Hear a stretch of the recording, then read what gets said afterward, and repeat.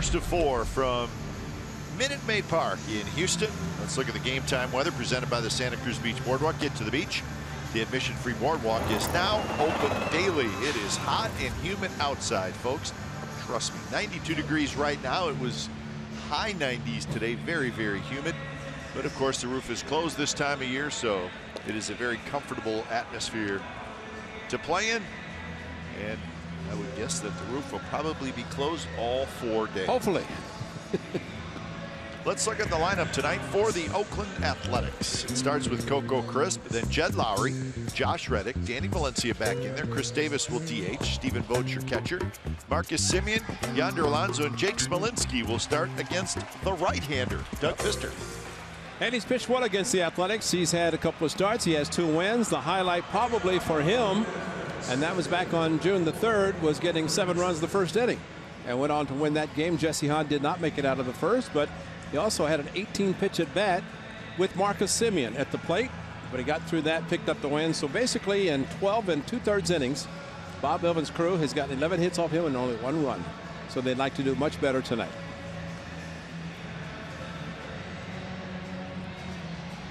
So Coco Crisp steps in, and Doug Fister has finished his warm-up tosses. So after losing 2 out of 3 in Minnesota, see what the A's can do this weekend against a red-hot Houston Astros team. Fister, big right-hander, kicks and fires, and the first pitch is popped up, and Castro will watch it bounce on the other side of the screen right into the first row. Umpires for game 1, DJ Rayburn will call balls and strikes. Bill Welke at first, Kerwin Danley at second, Vic Carapazza at third, and that is Bill Welke, the crew chief. There's Vic Carapazza settling in down at third base. I always like to see him and Rich Garcia's son-in-law. That's right. Yeah. So Coco Crisp trying to get the A's going. He had yesterday afternoon off in the Twin Cities against the Twins. The A's were 2-hit shutout. Driven to right center. Springer into right center, and Springer in front of Gomez makes the catch on the long drive off the bat of Coco Crisp. Defensively for the Astros, it's a good outfield. Marisnik, Gomez, Springer, they can all go get it. Valbuena's at third, Correa at short, Altuve at second, Gonzalez at first, and Jason Castro is your catcher. Well, we saw the last time the A's were here in early June that Jed Lowry hit a ball similar to the one that Coco just hit, and George Springer with tremendous speed able to run the ball down. He's playing way off the line as he did in the series. A lot of ground down the right field line. As we will see, the Astros will shift as much, if not more, than anybody in baseball. A nice play early by a fan. Like it. A little reach. Had it all the way, though. Nobody around him either. No interference. That's good. Can of corn. How about for Jed Lowry? His home's in Houston. Gets off the plane, gets his bag. Let's think I'll spend the weekend home. 8 days maybe. I was going to say, he probably looked at the schedule and said, oh, yeah. We end the first half in Houston. That's a good thing. That's right. All-star break. So he got his luggage off the plane, did not get on the team buses, the hotel, and went home. Good for him. Absolutely. So he gets to, if he can catch an early enough flight back to Oakland on Friday morning after the break, he can spend a long time at home in the middle of summer. Tap slowly toward Altuve. Goes down to a knee to make sure he fields it cleanly. I just want to out number 2. Do a lot of sprints outside while he's home for the 8 days in this heat. I saw Daniel Migden waiting outside the hotel last night after we arrived, so he was waiting to get picked up. He's from here. That's right. That's right. He's a Houston native, and he'll be pitching here. Everybody but Sonny Gray in the rotation will pitch this weekend with a four-game series. So here's Reddick. 2 quick outs here in the first inning. Reddick at 303 with 5 home runs, 19 RBIs. And just a reminder that the Northern California native Doug Fister does not throw hard.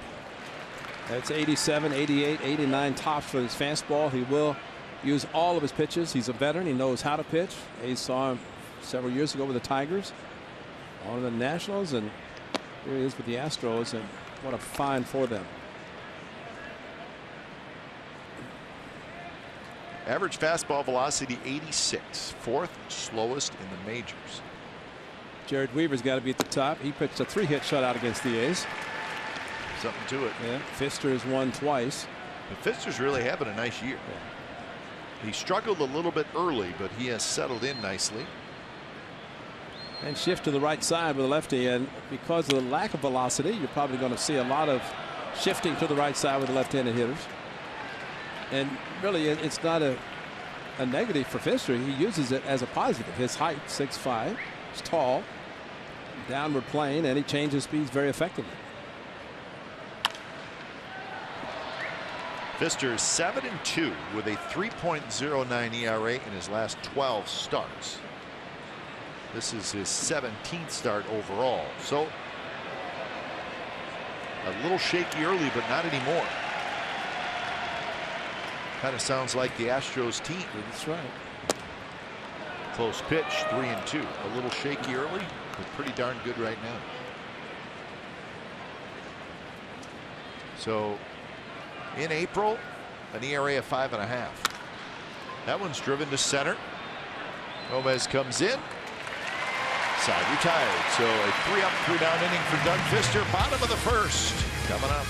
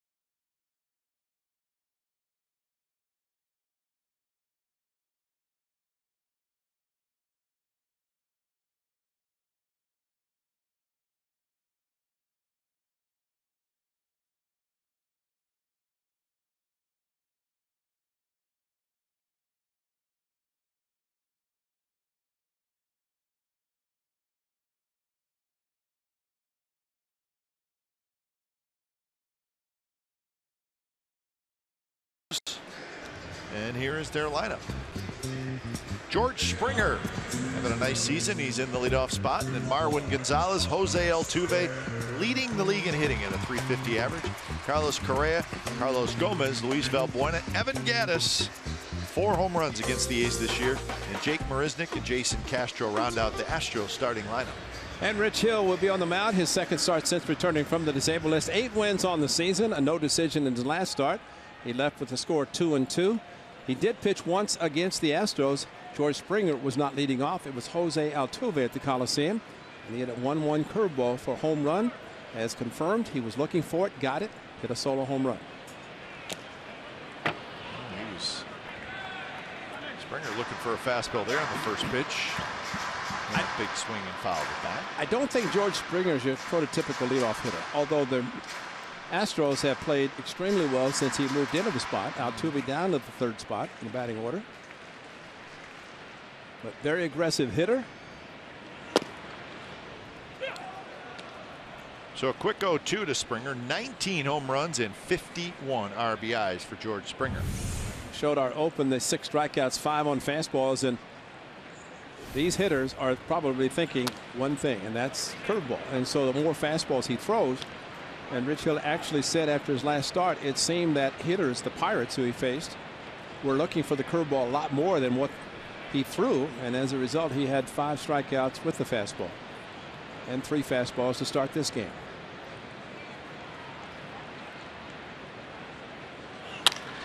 That one's hit to center.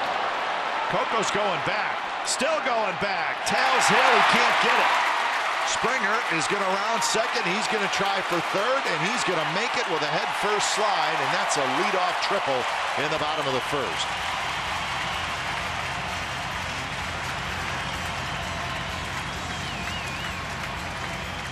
Well, he stayed with a fastball and got burned with a fastball because Springer hitting well over 300, leading off an inning, the game, extra base hits, home runs, and here he has a triple and probably a home run any other park here. As Coco tried to go up the incline on Tails Hill, he had it, but you can see him kind of stutter step a little bit. And when that happens, if you're unfamiliar with Tails Hill, bad things can happen for an outfielder. And George Springer with a triple on an 0-2 pitch. So third triple of the year for Springer. And here's Marwin Gonzalez with the infield back. At least the middle infielders are back. Corner infielders come in. I just wonder, going back to the start that he had on May the 1st against the Astros. The A's had won the first two. Rich Hill lost 2-1 in the series finale. But they were looking soft, got a lot of curveballs, and they hit them. And tonight, nothing but fastball so far. So maybe it was Stephen Vogt who's caught him every start, thinking that they're starting to look curveball, throw more fastballs. There it is. That's a good one. Yeah, that start was a 2-1 final, and Rich Hill took the loss. That's the only loss he had in that month. Of course, he was the American League Pitcher of the Month in May. He went 5-1, so he lost his first start and then won 5 straight in that month. Missed all of June, on the disabled list. And amazingly, only one rehab start. 6-0 on the road. So a rematch. Yeah. Pfister and Hill.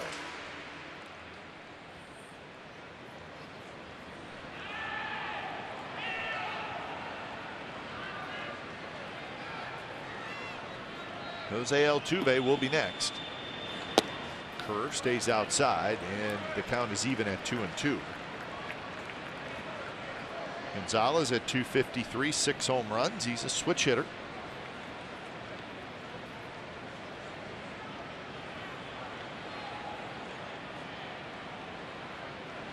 Gonzalez plays all over the diamond for the Astros. Valuable utility man. Tonight he's at first base. That's where he has played the most, but he has also started games at third base, shortstop, second base, and left field. It's nice to have a guy like that. Yeah, with a name like Marwin instead of Marvin. Or Marluz. A.J. Hinch, the manager, second year with the Astros. That's right. There was a Marvell Wynn. That's right. Marvell Wynn. Yeah. You were bringing up all the Cleveland names when Alan Ashby came over to visit us. Marvell Blanks. Marvell Blanks. Yeah. Yeah. On the ground, Lowry has it. Springer comes home, and it's an RBI ground out, and it's a 1-0 Astros lead.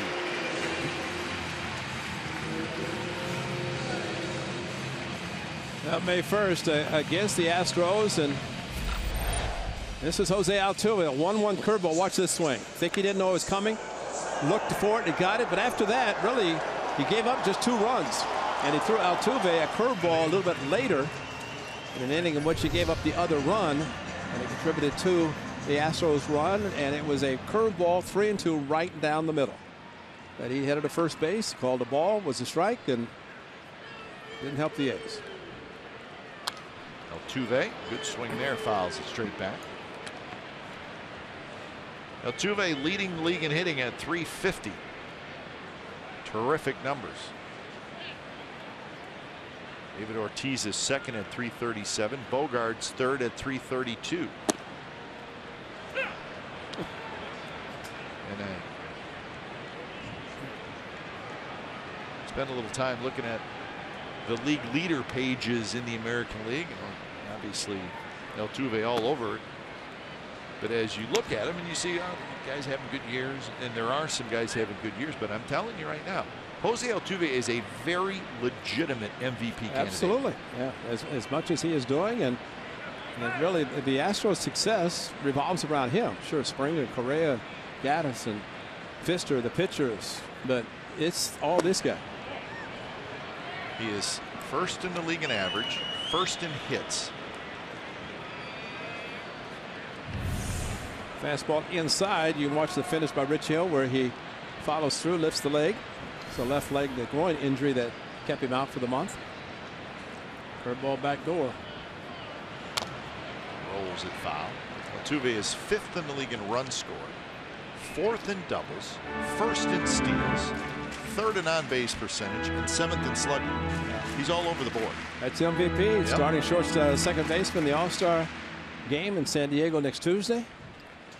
He may not be in a home run hitting contest, but he'll do everything else.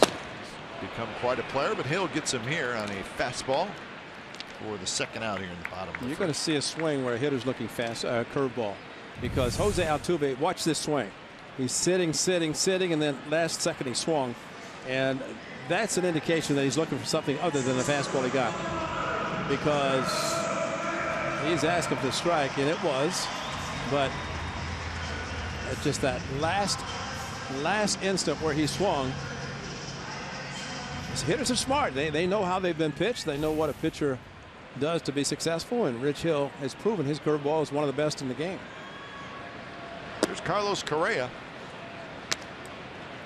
hitting in the cleanup spot. 16 homers make it 13 homers and 52 RBIs with a .265 batting average.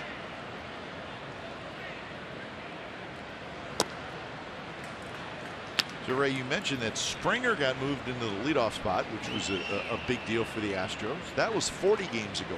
20 games ago, Carlos Correa got moved into the cleanup spot, and then Altuve went into the third spot. Seems to be working. This one is hit very high, shallow left center, and it's going to be Smolinski who gets in between Crisp and Simeon and makes the catch. So a run for the Astros. We played one from Houston, 1-0 Stros.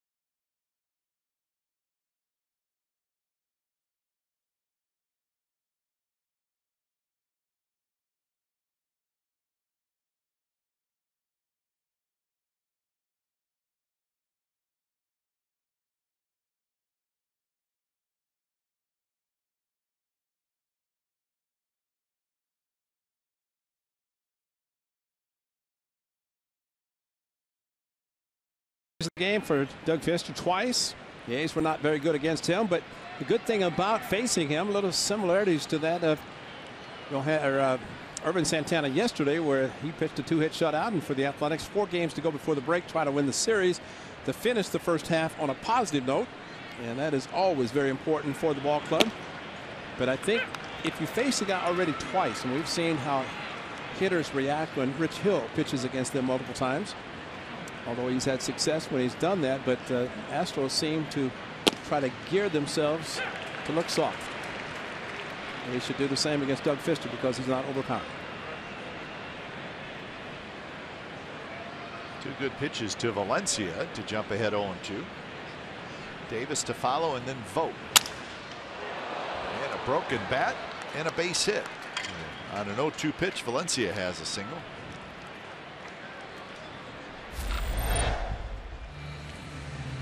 Well, Doug Fister, this was on the 3rd, the Friday night, and he was dealing in the first inning. Gave up a two-out double, but got out of it, and then his club scored 7, and he dealt after that. He had a great job for 6 innings, turned it over to the bullpen. You see some players you're not seeing anymore, like White at first and Coughlin for the A's, and some changes have been made. Those are the 2 wins against the A's this year. This is the 3rd series of the year between these 2 teams, so you'll see them again, I'm sure. Absolutely.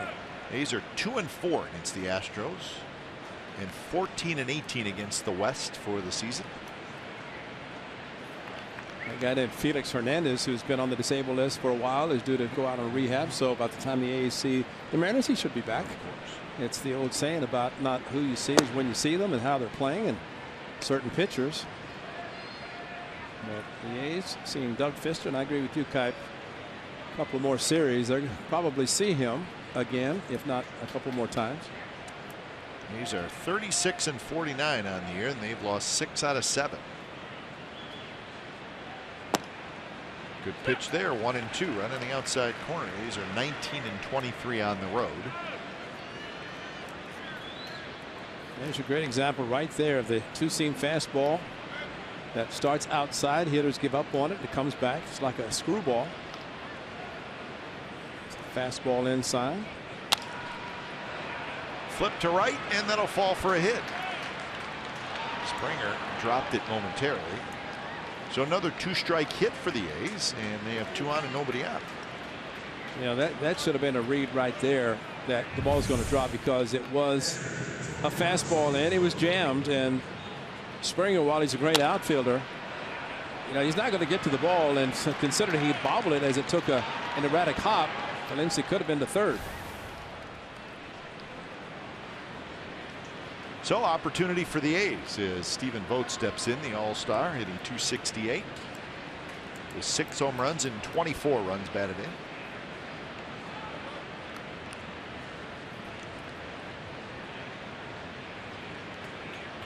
It's the same double down the right field line they did back on June the 3rd. The A's have 2 runs.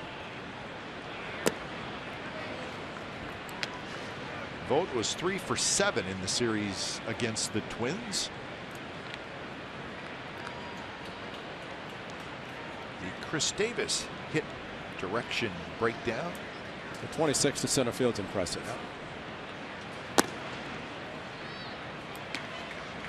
So now Vogt in a good spot. 2-0 the count.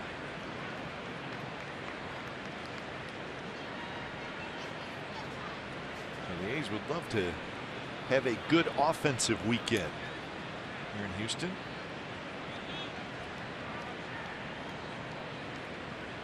Had to put yesterday behind them when they had just the 2 hits, but 15 runs scored in the last 6 games. Not good. Not good at all. 2.5 runs a game is not going to win you a lot unless you're pitchers pitch shutouts, which a little rare to see that happen. Vogt takes a strike, so 3-1 the count.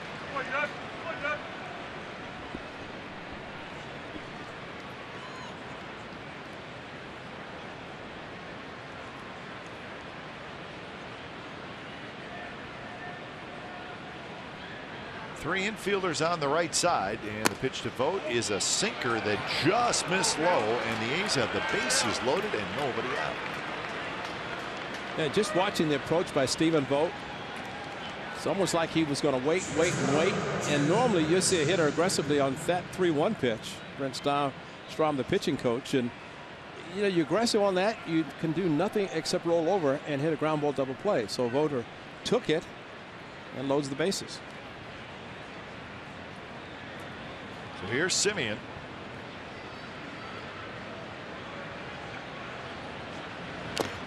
Simeon fouls that one. 18 home runs, 44 RBIs. A couple of those 18 home runs have been hit against the Astros. As you mentioned, the 18 pitch at bat against Doug Fister on that Friday night. Unfortunately, the A's lost. Is that the game Ladendorf pitched? try to forget those. Yeah, I think it was. Yeah. I think you're right. But he gave up the hit to Evan Gattis and then got the outs. Like that ball fouled off the knee of Semien. That's a sinker down and in, and got it on the back leg. Almost in the quad area. Straight down and the sinker, and got him good.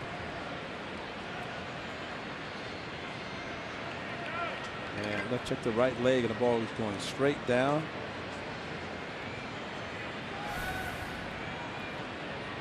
So 0-2 the count. Alonso to follow. Again, foul. This one toward Alonso in the on-deck circle.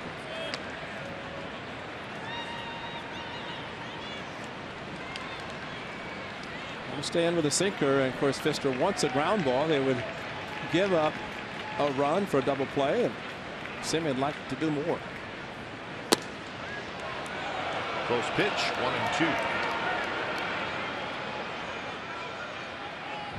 All sinkers in until this slider, and Marcus Semien taking the pitch, thinking they're going to come back inside with another fastball. And he fouls it to the screen. So good battle by Semien.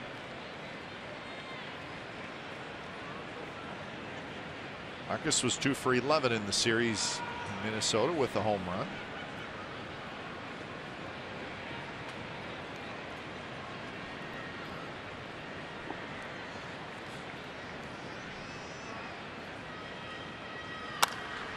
Grounded up the middle, but right to Correa, out at second and out at first, with Valencia coming in to score. So the Astros turn the double play.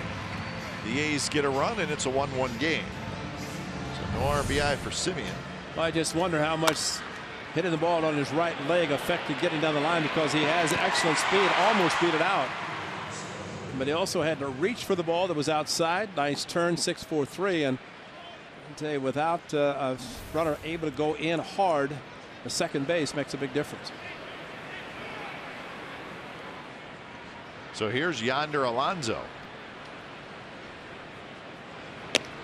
Alonso has been tough on the Astros this year. He's 10 for 22 with a home run, and that was a walk-off. Pat Neshek at the Coliseum. Right now, he could push a bunt to third base and maybe get a runner in, even with 2 outs. And that one's driven left center field, and nobody's going to get it. So Alonso will dig for second, and he will make it with a slide. Davis scores, and the A's take a 2-1 lead. Great call, Cap, on the numbers for Alonso against the Astros, and a big 2-out hit, and it couldn't happen more perfectly. The ball slicing away from the speed and center. Watch this ball slice away from Gomez, and no chance for Marisnik, either one, to get to it. So split it perfectly and able to hustle into second base and give the A's a 2-1 lead. But the ball he pulled off Pat Neshek was into right field in the bleachers over the out-of-town scoreboard. This one sliced perfectly to left center. So here's Smolinski. He's got a chance to knock in a run. Alonso gets RBI number 23.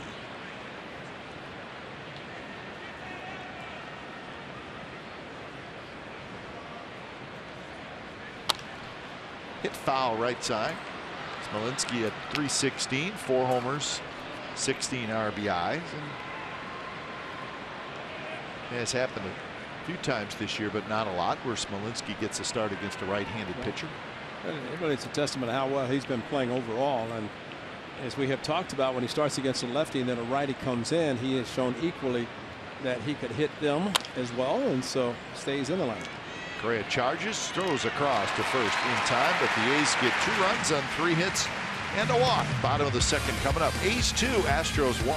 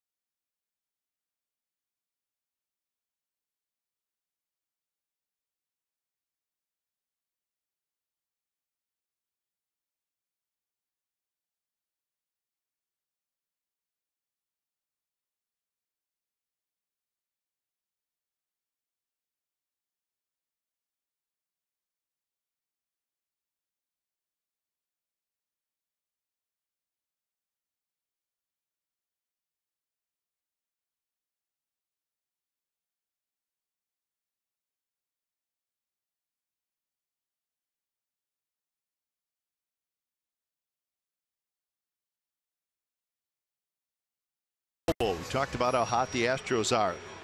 Since May 23rd, they're 29-11. But look at their record on the 23rd of May, 17-28. But scoring a run more per game, everything's up. But probably the most important thing is when you get to the pitching. The ERA is a run and a half better in this 40-game stretch where they just have been red hot. And we saw them earlier. They were just kind of starting to get rolling a little bit when the A's came here at the beginning of June, and he's lost all three.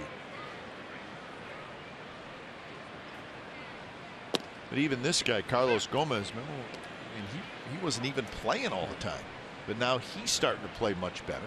He was just hitting fly balls off of White's SUV in center field. That's right.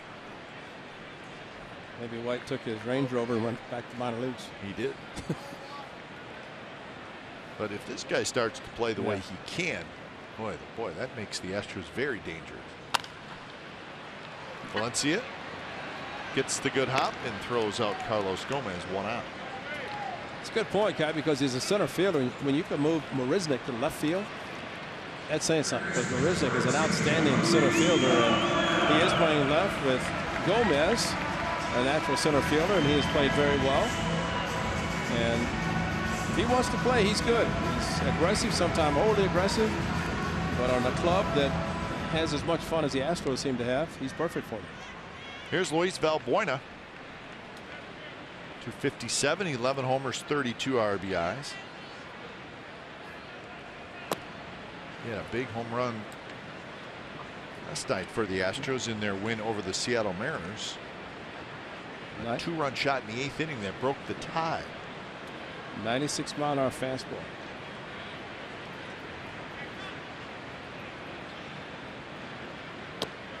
Valbuena, third base.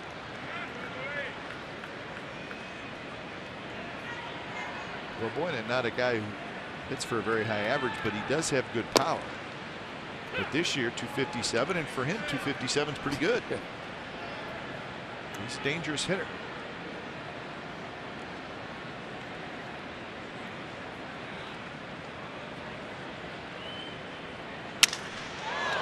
Broken bat off the glove of Lowry, and that'll be a base hit. The bat over near first base.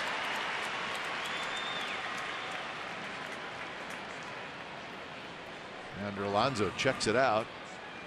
Well, a rare non-shift and straight up defense, and this with a shift obviously probably been out, but with Jed Lowry and Semien playing in the normal positions, big hole up the middle, and as bad as the bat broke all the way to first base, to the end of it go, Jed Lowry was not going to throw out Valbuena anyway.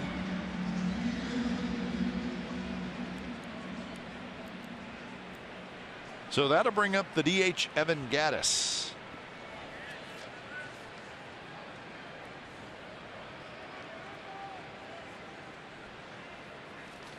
Gattis takes a fastball outside.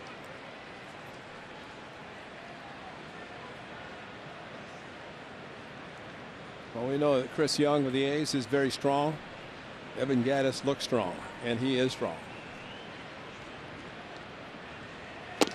See what Gattis has done against the A's this year? 8 for 22. Yeah. With 4 home runs and 9 RBIs. And this is game number 7. Well, when I saw the numbers for him, the overall numbers, I figured most of those have come against the A's. Not the batting average, because he's a lot better with his average than he is on the season. But man, against the A's, it just seems like it's almost the version of Chris Carter. Yeah, a little bit. That last year, in the last couple of years, it seemed like you just don't want him to make contact because it sounds loud and it usually travels loud. And as Chris Carter did in Milwaukee. So 2-2 now to Gattis.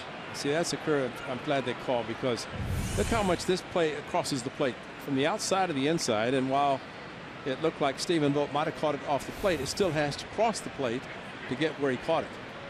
I think there's a lot of times umpires will not call that type of curveball lefty to a right-handed hitter.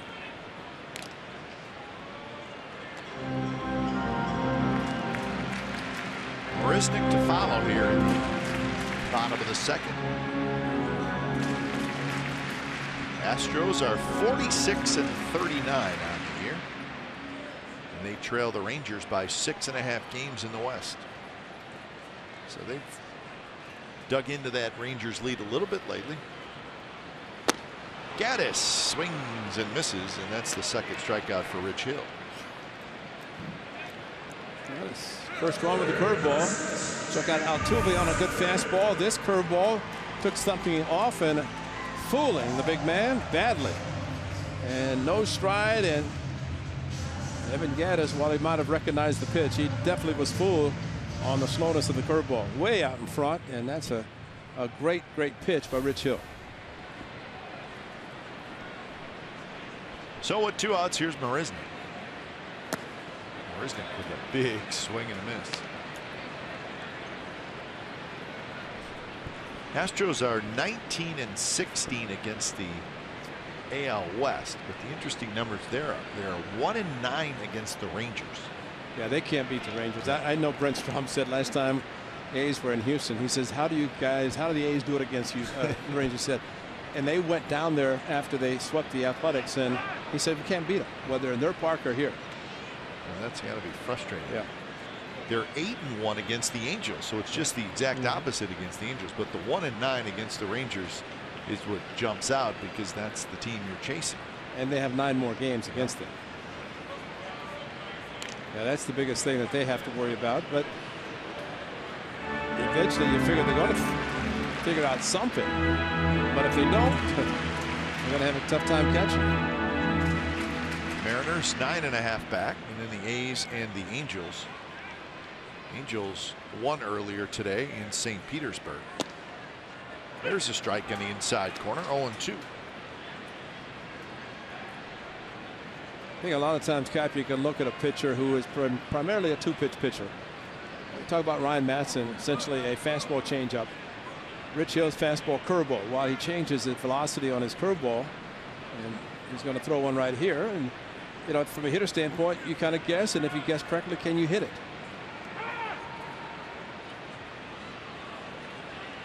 The delay by Hill might have been rethinking what Stephen Vogt called, which he called a curveball.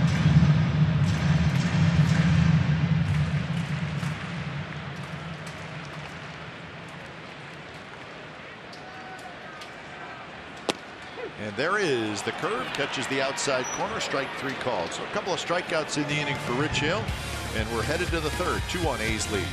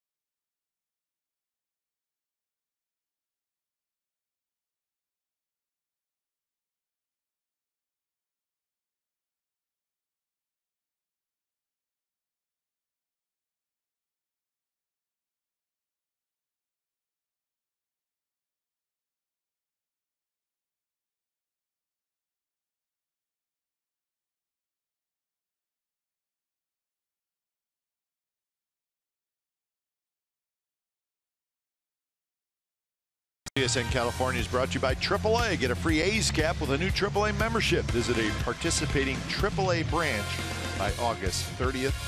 Restrictions apply. Right outside Minute Maid Park. Nice ballpark. Opened in 2000, so the 17th year. Astrodome still around.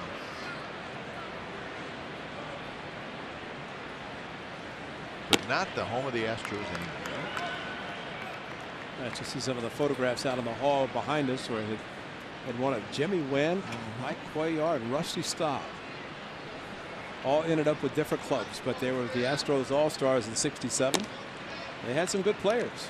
And one who stayed around forever, Craig Biggio, in the Hall of Fame.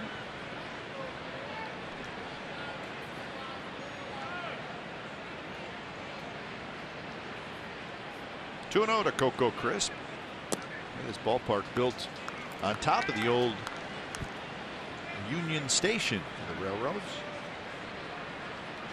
There's Craig Biggio, 07, getting his 3,000th hit. Is that why they have the train up there? I think so. Yeah. In honor of the old Union Station. And the goal for the A's, where is he? Must not be expecting any home runs this series. Maybe he took the 4 days off. Because that train moves whenever an Astros player hits a home run.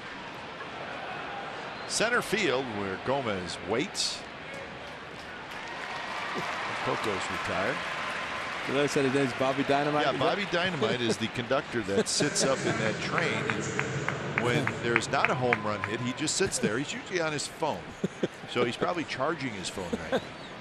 And then when he wants the Astros players to get the crowd up, he'll stand out and give them the big, come on, let's go, get up on your feet. But I guess if you had to go to the bathroom or something, you would go when the opposition is hitting.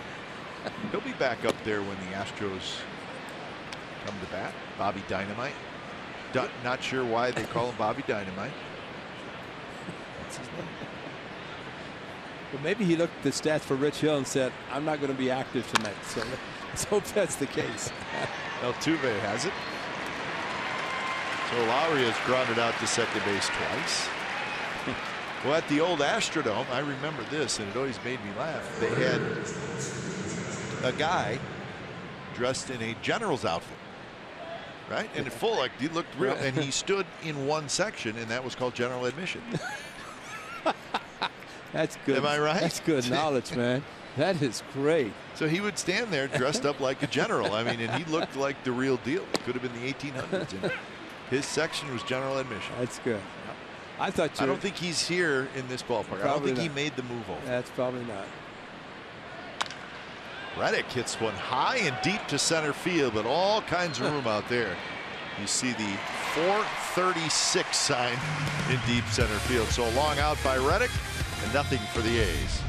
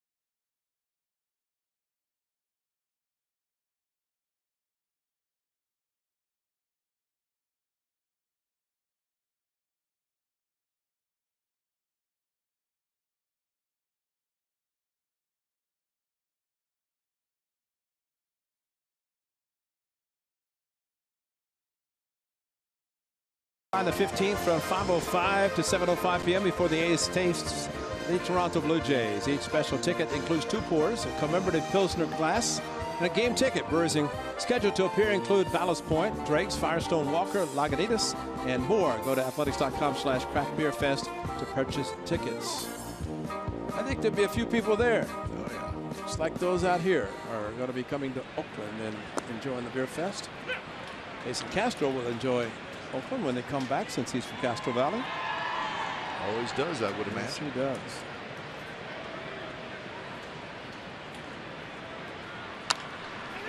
Jason Castro rolls into the right side, backhanded by Alonso. He takes it himself. So that's 1 out, and here's George Springer. George Springer is one of the 5 finalists for that final roster spot in the American League.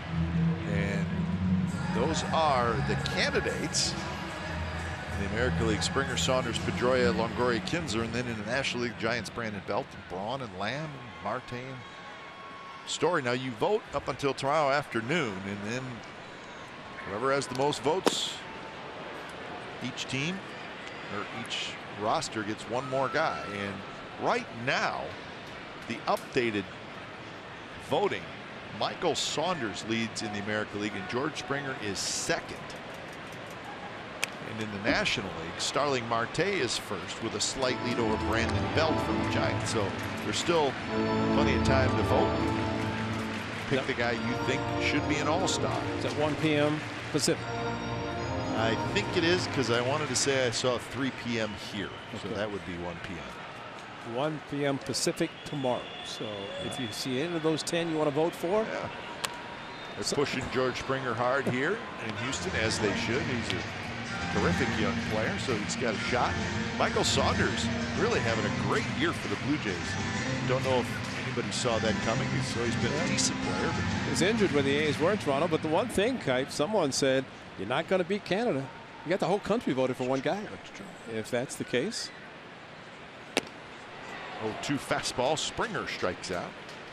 See, for George Springer, getting through the first at bat of the game, because he does great things, as he did, hitting the triple. A lot of extra base hits leading off, and this time up and out of the strike zone of the fastball. So while Rich Hill gave up the triple on a 2-strike fastball, his first at bat went right back to the same pitch and a little bit out of the strike zone and struck him out.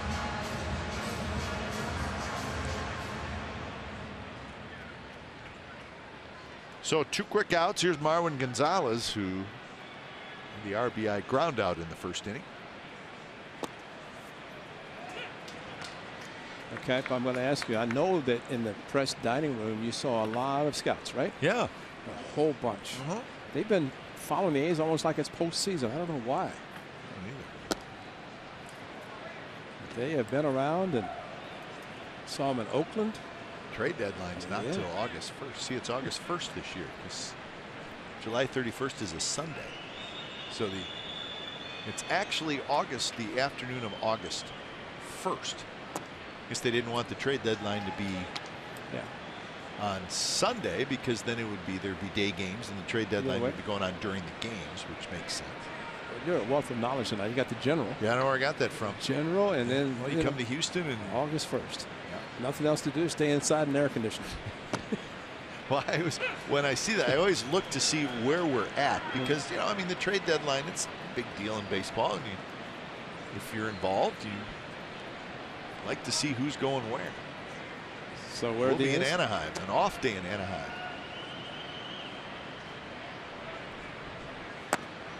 Sweeping breaking ball, and that's 5 strikeouts in 3 innings for Rich Hill. He looked sharp, and the A's have a 2-1 lead after 3.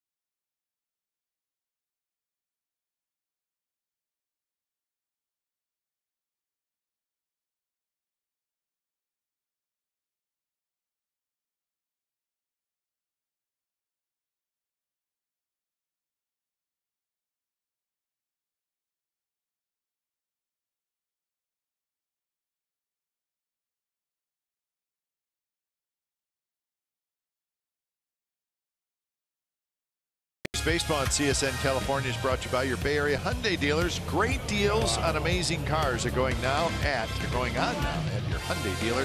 Visit buyhyundai.com today. Did you see that? I glanced up. I was distracted. Three buns. Messed up the read. 3 buns, 3 burgers, all in one swoop. And it said Glenn Kuiper. That would distract you. I can't read and look at that at the same time. Look at this. This is amazing. 3 burgers and just had 1 large scoop, and then they're putting all the condiments on it. Grilled onions and so somebody. Those are bigger sliders. Maybe they're sliders, kind of, but they look good, don't they? Okay. She took one little. Where are they located? Passionate. Yeah, that's right. Everything's huge in Houston, so even the sliders are a little bit bigger. I knew it was a burger with cheese. You're going to be distracted. Can't help it. Yeah, I agree. Chris Davis singled and scored in that second inning when the A's got their 2 runs. Pitch 87 on the black. 0-2. One of the things that kind of unique about Doug Fister, his size, he doesn't throw hard, but he's got a unique windup where he'll start and be very quick. Much as he starts the windup and to get there, and then very quick and slows down right at the end. But he's up over the top of his head quickly. But he knows how to pitch. He's been around a long time, and he came to the Coliseum early in his career.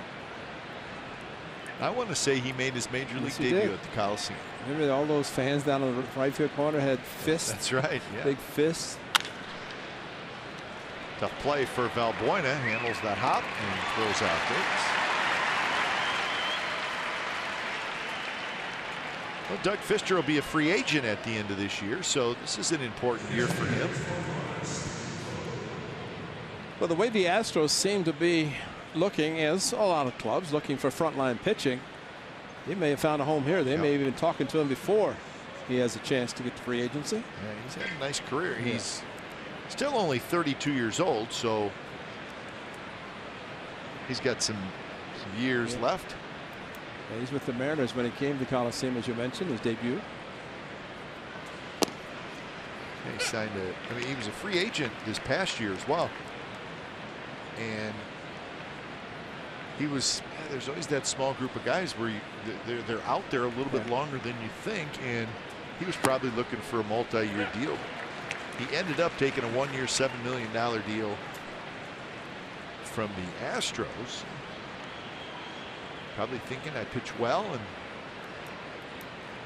we'll still get a multi-year deal, whoever it may be with after this year. You know, there have been several players who have done that, where in lieu of a multi-year deal, they've taken a 1-year, had a good year, and then went on to sign a big one. Adrian Beltre stands out as one who did that. Well, the guy who's doing it now is Ian Desmond. Exactly. Same thing. And he's going to get a big payday. Jeff Lunau, the general manager of the Astros, he's a happy guy. He should be. He's got a little Tootsie Roll pop, but he's going to be in the market probably as the trading deadline approaches. And how rare it has been for the Astros. You look at their core group of players. I mean, they've got a good group of players, and now they just want to add some pieces, and it's up to their general manager to make those moves, try to help their club by the trading deadline. High in the air to center field. Carlos Gomez waits. Carlos Gomez has it, and that's a 3-up, 3-down inning for Doug Fister. Bottom of the 4th coming up.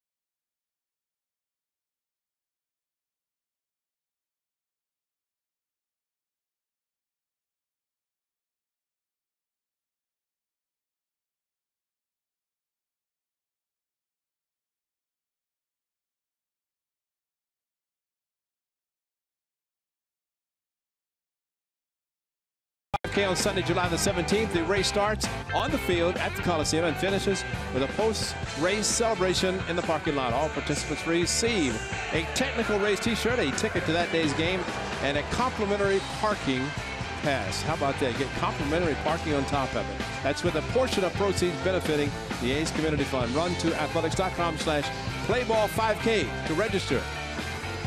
Kyle, you can run for me. That's funny. Why? That's funny. I can't. Uber. I wish I liked to run more. More? It's Altuve, Correa, and Gomez here in the bottom of the 4th inning. Rich Hill and the A's leading 2-1. Hill has retired 5 in a row. 4 of those 5 have been strikeouts. A little extra giddy up on a fastball, and Altuve swung through one to strike out in the first. One of 5 strikeouts by Rich Hill. So I got him with 5 strikeouts, 2 on a fastball, 3 on a curve. And Altuve takes that pitch, and it's a strike. That's impressive. 4th inning on, a 1.31 ERA.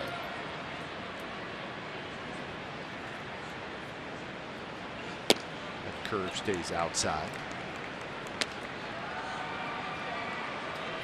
Altuve struck out swinging in the 1st inning. Well, it seems to be a guessing game between Stephen Vogt, Rich Hill, and the Astros hitters, and so far it's worked well except for the 1st inning. Another fastball. It's popped up. Alonso. A play, and he's got it. So Altuve 0 for 2. And here's Carlos Correa.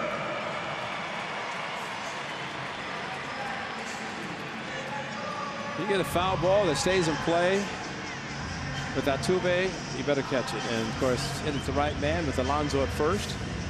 Now Alonso's double, RBI double with 2 outs, the difference in the game.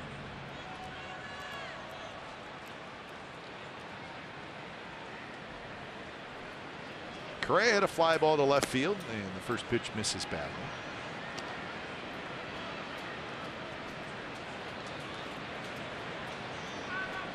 Correa's last year's Rookie of the Year. He had 22 home runs in 99 games.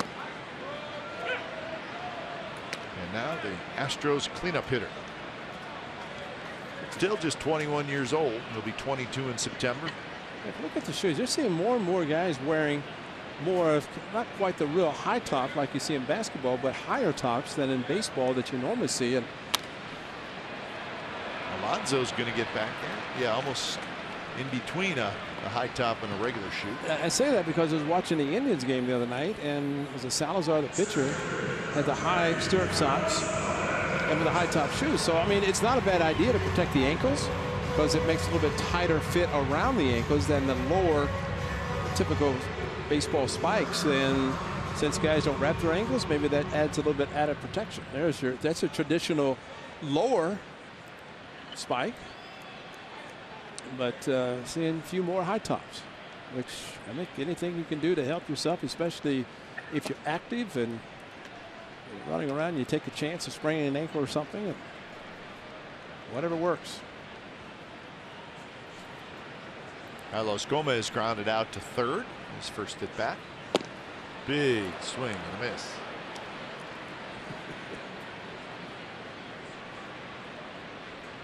That would be called not getting cheated. I was just thinking the same thing. I mean, it's kind of funny when he swings and misses. You don't want him to make contact swinging that hard. No, because he will jump on one every once in a while. This is another Astros player who will be a free agent after this year, Carlos Gomez. He's never lost for energy. I mean, you put he and Brett Laurie on the same team, you never know what you're going to get.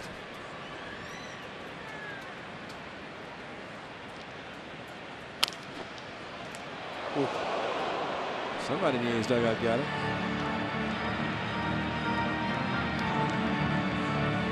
careful down there. Yeah, you got all those guys on the top step leaning over.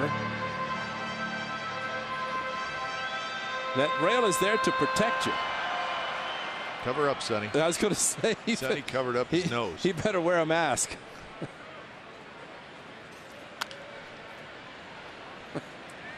Sonny got hit with a ball the other day. Just playing catch, right? Yes, you do. Exactly. And he's got a pretty good shiner on his left eye. He also took out the lineup card tonight. Maybe to explain the black eye to the umpires and everybody around home plate. But he's always gets a smile on his face. How about that fastball? Perfectly placed fastball by Rich Hill, and he is rolling along. He's retired 8 in a row. 2-1 A's after 4.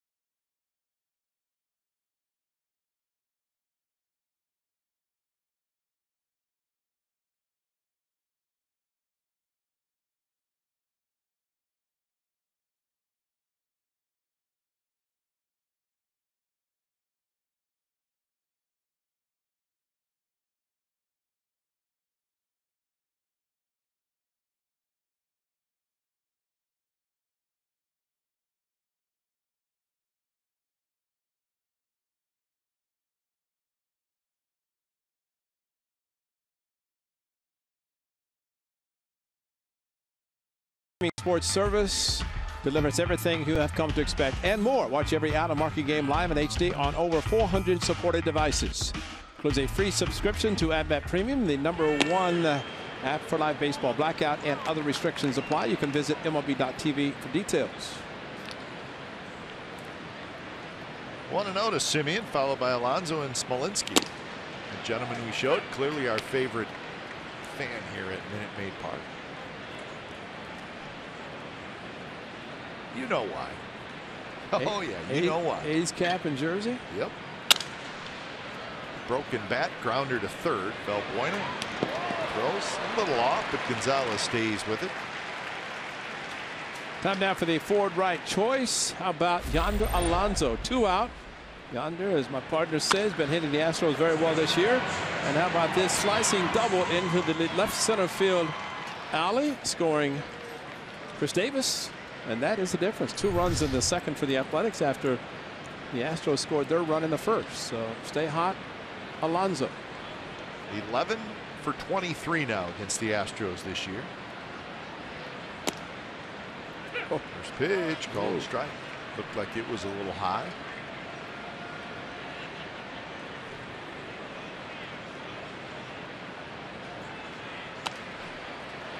And now it's 0-2. There's a changeup 10-mile-an-hour slower than his fastball.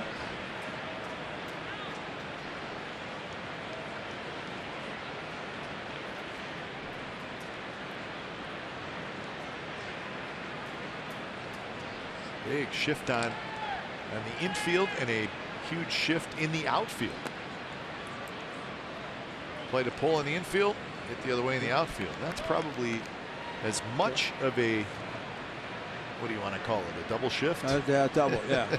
I mean, roll over on the ground balls, go opposite field with the fly balls anyway. Showed that in the second inning. 2-2 the count. Pfister, when he changes speeds, and hitters do have a tendency to roll over. That's why I figured this number is going to come up, and they shift more than anybody. The Astros do, and that's both leagues. But what Stephen Vogt did in the second inning, taking a 3-1 little sinker outside, that was an impressive at bat. I mean, the A's scored 2 runs thanks to that walk. Ended up getting a double play, but thanks to Alonso, gave the A's a lead with a 2-out hit. 0-2 pitch, strike 3 call. Yeah, he went high and low to him. That's exactly what Alonso just said. First pitch was high, last pitch was low. Bob Melvin thinking about having to get out there before he's ejected, but you know, go back to the first strike. That clearly low, and the first one way up high, but look how low this one is. That's not even close. And a side shot. But you know, the biggest thing there is that the first one, as you said, Kuip, is high, and then they come back with the one on 3 and 2 that he's taking, and he calls that one a strike. So you're looking at a complete nose-to-toe strike zone, as they used to say. So 2 outs here, Smolinski. That's the first strikeout for Pfister.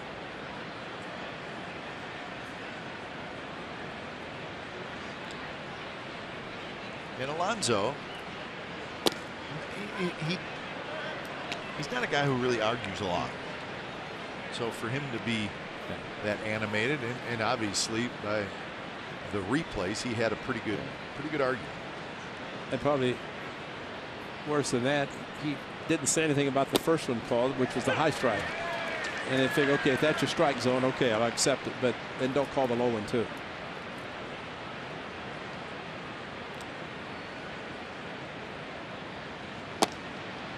Smolinski grounded out to short in the second inning. Full shift on for Smolinski.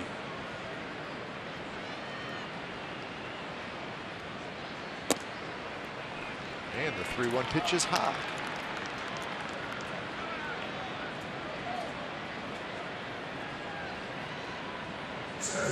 Walk number 2 for Doug Pfister. He's had 71 pitches.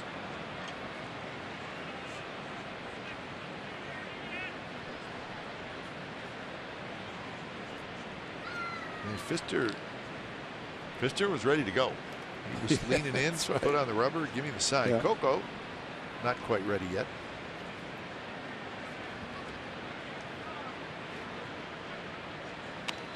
Fouls that one to the screen.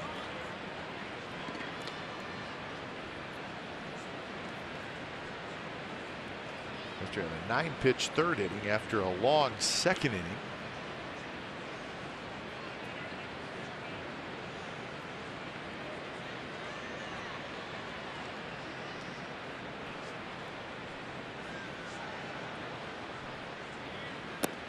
Curve, and it's a strike. Coco did not like that. Yeah, Bob Melvin now letting the home plate umpire know, and that's why Bob Melvin's trying to distract, and that is slow. I mean, that definitely crossed. I mean, you're taking a team that's got a pretty good eye. I mean, major league hitters have a good eye, and they're going to take pitches, especially somebody who's not throwing hard. And right now, Bob Melvin is fuming. 0-2 pitch, and then Coco swings at that one. He throws the bat at the umpire, and he is gone. And he just threw him out. Yeah. And Bob Melvin. So he flipped the bat, and it may have hit the umpire, it came very close to the umpire, and he was immediately thrown out. So we'll step aside. We'll see how this all sorts out. Bob Melvin not a happy camper. 2-1 A's lead.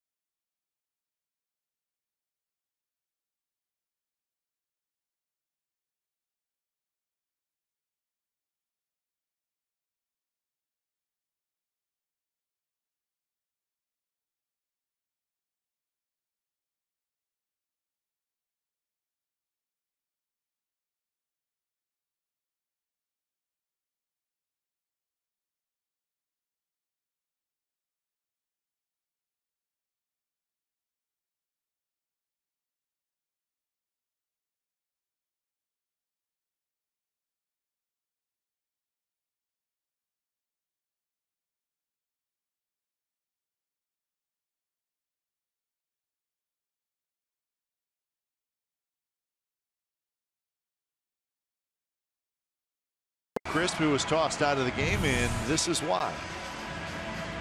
Well, they called the second strike, and Coco kind of let his bat go a little bit towards Rayburn, the home plate umpire, and it basically saying, you forced me to swing at the pitch. He dropped his bat, the helmet, and Rayburn, of course, followed him and ejected him, and Bob Melvin came out. So Alonso called out on the low strike, and I'm sure Coco saw that. Bob Melvin wasn't happy. Said what he said, and Burns is in center. So bottom of the fifth, 2-1 A's lead. Here's Valbuena. Curveball is a strike. Valbuena, Gaddis, Marisnick here in the fifth. Well, right now, Rich Hill is throwing the two pitches very effectively, and the curveball, he's changing the direction in which he releases the ball over the top, all south side arm, and even to lefties or to righties, he's dropping down to throw side arm, which normally you don't see a lefty throwing to a righty that way.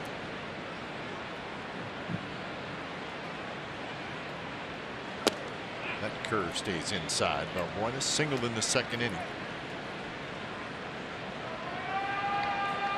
Hill has retired 8 in a row since that Valbuena base hit.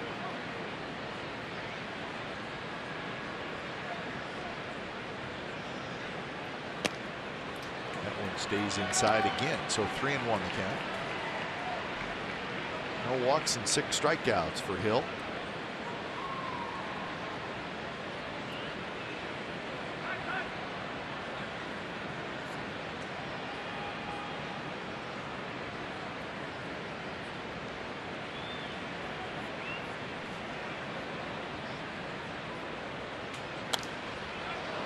Pop-up foul. That's a pretty good pitch because the hitter knows it's coming. He's missed with 3 curveballs and a 3-1 fastball, a little bit late on this swing. More curveballs than fastballs tonight. 46% to 43%. Not uncommon for Rich Hill. He's got as good of command with his curveball as he does with his fastball. 3-2 pitch, and it was a curve, and Hill reaches down and grabs it, and that is the first out here in the fifth. You talk about consistent. I was thinking that maybe with a left-hander he wouldn't do it, but how many times have we seen Rich Hill? Tonight, the first time he's gotten a 3-2, throws a curveball, and throws a perfect curveball on the 3-2. But I mean, you could almost bank on it, and he has been very consistent. And I don't know that as many hitters will look curveball 3-2, whether lefty or righty. So here's Evan Gaddis. And the curve, a little bit high. Gaddis struck out swinging in the second inning.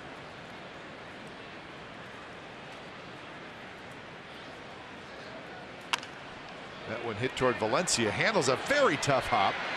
Long throw across the diamond, and he got it. Nice play by Danny Valencia. When he ended up releasing the ball, he was almost on the outfield grass. Well, the important thing to catch it because it did back him up a little bit. Gaddis, of course, hits everything hard, backed him up towards the grass, and then a great stretch by his buddy on the other end. Nice play by Danny Valencia, and then set himself. Gaddis can throw once he gets motoring. After all, 11 triples last year, pretty impressive. No stolen bases, but hustling, and Danny Valencia got him. Ball outran the runner.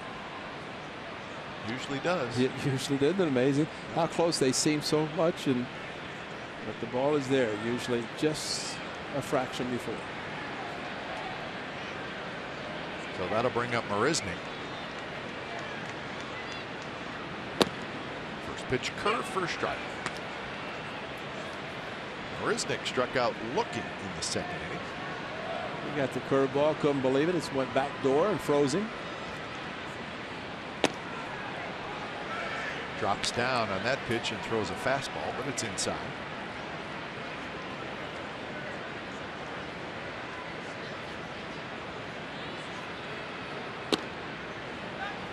Once in a while, Hill will drop down 3/4, actually even lower than that.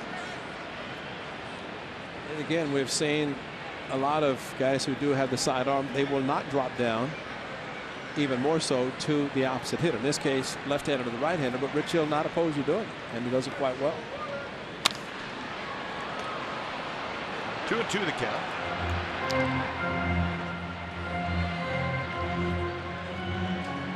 Rich Hill on the road 6-0 with a 1.40 ERA. Pretty good ERA at home as well. Look at the look on his face.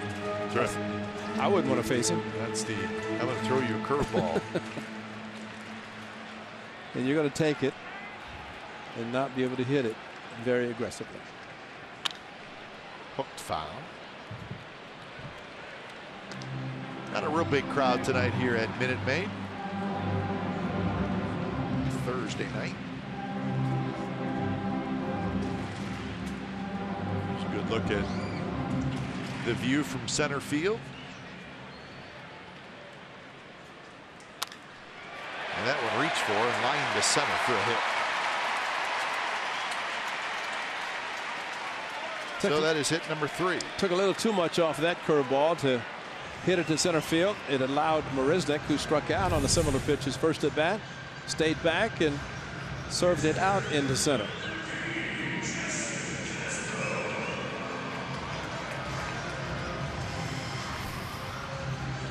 So here is the catcher, Jason Castro.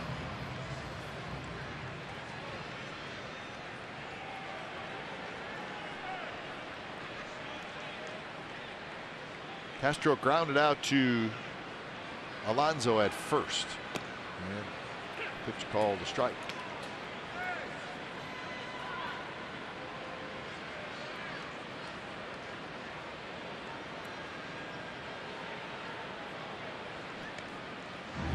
Angels beat the Rays today 5-1. After Santiago pitched well for the Angels, he went 7 innings.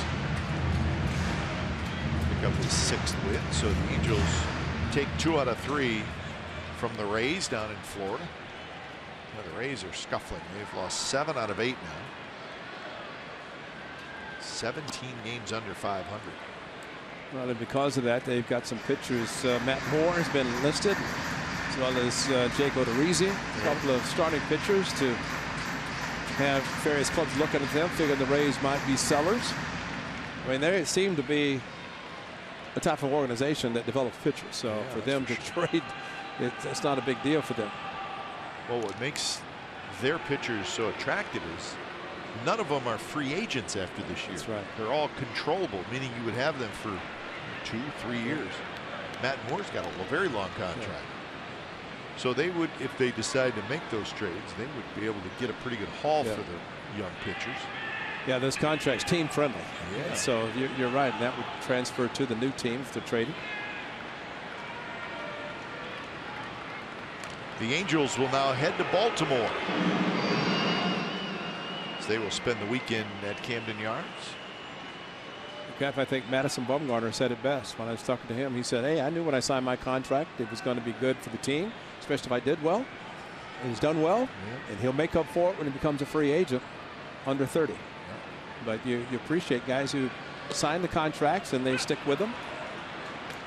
But it's great security. I mean, how as a player or pitcher would you turn down security, not knowing what the future is going to be? Can't do it. Absolutely. But it doesn't mean that you have a good year and you go back and say, wait a minute, let's renegotiate. But and I think at the time that Bumgarner got his contract, and I think it's $35 million or something. I think it was the most money that was ever given to somebody with less than 2 years experience, 2 years of service time. So it was a big deal at the time. 2-2 now to Castro. But you know, a guy could be set for life with one contract, and then I think he said he's going to be 29 when he's a free agent. And who knows? With $35 million in the bank. Yeah, but who knows what the contracts are going to be? Look what David Price got. You know, and so the type of pitcher that Madison Bumgarner, with his history and his credentials, my. So give guys like that credit. A's did it with Trevor Cahill. He had a big first year, won 19 games in 5 months, gave him a contract. Ben Grieve.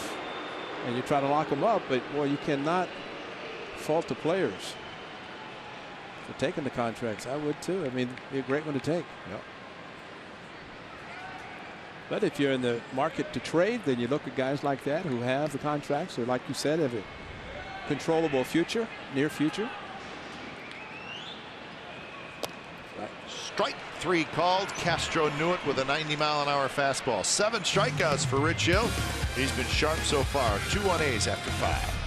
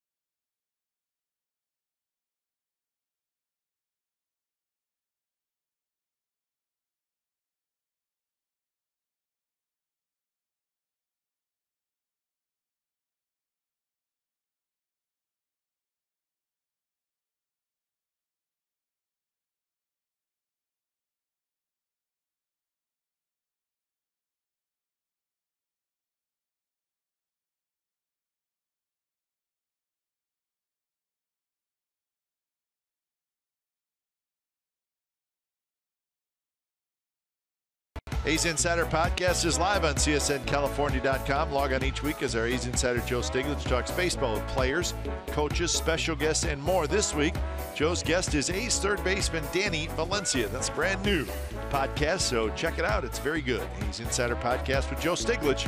It's on CSNCalifornia.com. Also available on iTunes. Yeah, Joe's in the house. Glad he came. Always working. He wasn't in Minnesota. We're happy to see him, though. Writers press box and the broadcast booth on the same level. Some ballparks they're not. Here at Minute Maid they are. They're just down to our left, working hard. See Joe right in the middle, front row. John Hickey to Joe's right. Susan Slusser from the Chronicle to Joe's left. They're all working hard. Typing away. They can't sit and talk like you and I do, Ray. We just have a good time. And as we're leaving, they're just starting their work. That's a good point. We have no deadlines. Yeah. There's Joe right in the middle.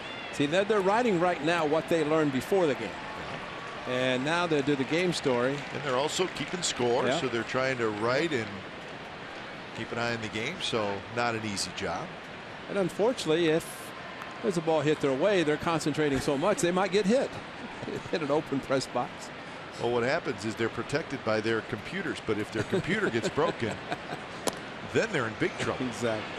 There's a lot of stories stored in there. 2-2 the count to Jed Lowry, leading it off in the top of the 6th.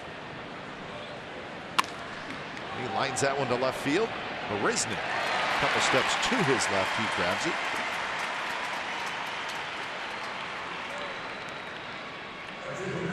So 1 out, and here's Reddick. Well, Rich Hill's been sharp. Fister's been sharp. A's do not have a hit since the 2nd inning. Now for Doug Fister, the 3rd, 4th, 5th, basically through the batting order, just the 1 walk. 2nd time through, and so he started the 3rd time. Of course, Coco started the 3rd, and he's going to watch from the clubhouse for the rest of the game. Josh Reddick has hit a pair of fly balls to center field. Yankees leading the Indians 5-4 going to the 9th inning in Cleveland. That's the first of a 4-game series. And they've probably been facing Miller, Betances, and the big boy Chapman coming in. I would imagine. Yeah, because they scored their 3 in the 6th. You know, the Indians' 2nd best record in the American League behind the Texas Rangers, but trailing tonight at home.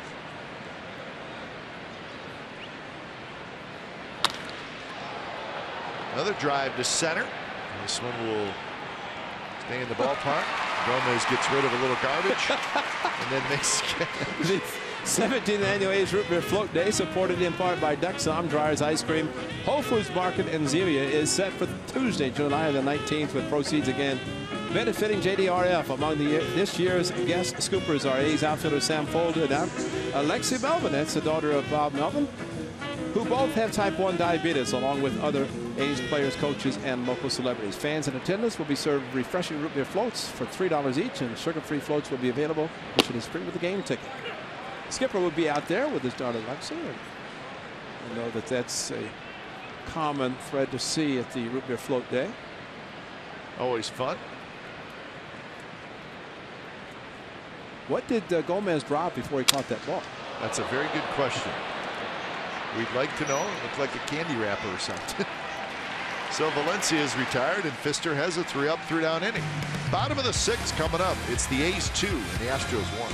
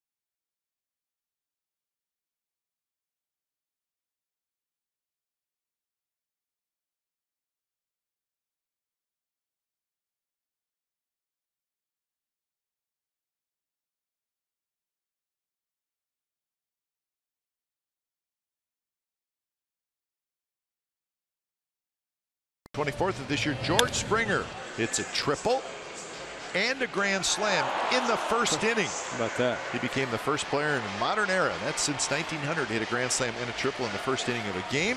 He was also the first leadoff hitter to hit a grand slam in the first inning of a game since the Mariners' Danny Tartable did it in 1986. The only other player in the divisional era, that's 1969 till now, had a triple and a grand slam in any inning. Brandon Inge did it for the Tigers in 2004. So you think about that. The leadoff hitter hits a grand slam in the first inning. First inning. It's hard to do. How many runs did they score if he came up twice? More than 4. Exactly. Yeah, that's amazing. Ed Springer leading things off here in the bottom of the 6th. So half of the cycle out of the way in the first inning, and top it off with a grand slam. That's the way to do it. Rich Hill having to pitch with just the 1-run lead. He gave up 1 in the first, Pfister 2 in the second, and here we are later in the 6th inning, 2-1. Well, now 3-1 to Springer. See, now Braver wouldn't call the high strike there. I mean, that was no different than Alonso, the strike they called on him with a fastball. Gonzalez to follow, and then Altuve here in the 6th. 82 pitches for Rich Hill. Very good so far. Springer, no swing. Looked like he went around, but he was able to check it. So Springer is very fast, and he is aboard. Well, a good fastball inside. Springer wanted to swing hard and a lot of body, but you know that's the time a home plate umpire could call it, but it deferred to the first base umpire and clearly did not swing. It was all body. That's why home plate umpire, it's difficult for him to call a check swing like that.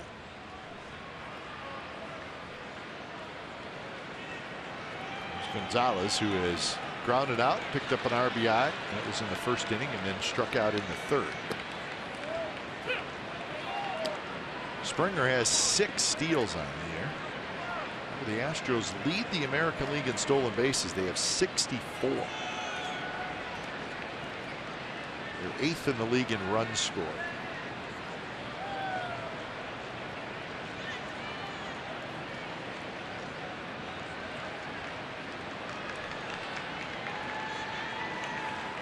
Good lead by Springer.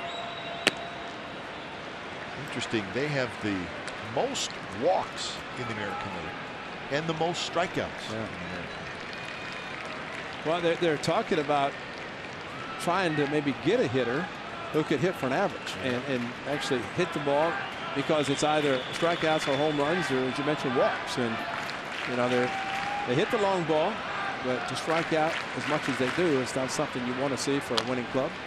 Tapped up the third base line, foul. And yeah, it's a little unconventional. I mean, it works for them for the most part, but still middle of the pack in total runs scored. I think they would greatly benefit from a high average hitter outside of Altuve to hit somewhere in that line. Absolutely. I guess everybody would, but and combine also the home runs that they do potentially hit. But you know, you're going to hit more for an average and get hits other than just home runs probably more often. How about that? Right there, strike 3 called with a fastball. There you got guys who keep guessing with 2 strikes, and that is not something you want to see. But I mean, you're taking really a pitch that's right there. I think, if you agree with me or not, but I think this is the most effective that Rich Hill has been this year with his fastball. Would you agree? Well, yes. And we're not talking velocity wise. That really has nothing to do with it. It's location. And no, you're right. Maybe the Astros are looking for something else. Altuve hits one high and foul down the right field line. You know, I think they are. And you know, the fact that they want to swing and be aggressive, just like that swing by Altuve. He normally looks fastball, but yet it was just enough of a delay of his swing that he hit the ball down the right side. If he had been looking and trying to hit it, another nice catch on the right field line. Both in Astros jerseys. That's pretty good. Another one hit into the upper deck this time. So a quick 0-2. 1 walk, 8 strikeouts for Rich Hill, and pitch number 90 coming up.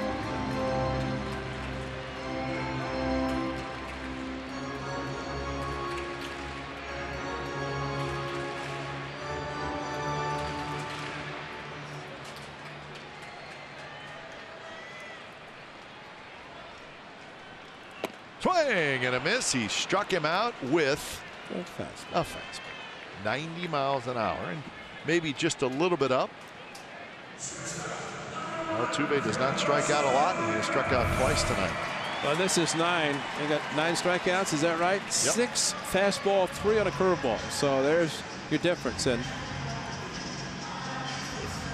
I think with his reputation of being an excellent pitcher who possesses an outstanding curveball, that hitters are saying, you're going to throw it, I'm going to hit it. They're not getting it, and that's why his fastball, while it's just 90, they're just taking it or swinging through it. 229 team average versus the left-handed pitching. So good note there, and just 3 hits tonight by the Astros against Rich Hill. Both teams with 3 hits.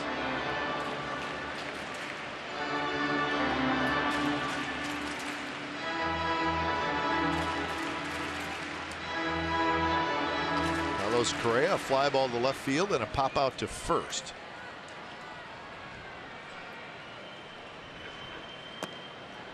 Springer, I mean, it may be a one-way lead, meaning kind of leaning back toward first, but he has a very large lead at first. Yeah, sometimes, and Gary Pettis, an outstanding base stealer, the third base coach for the Astros, he would take a shorter lead but take off. And if you've got the one way and it's back to back, the big lead doesn't help. And Rich throws over just enough. There's the Bay Area product now with the Astros, and a very aggressive third base coach.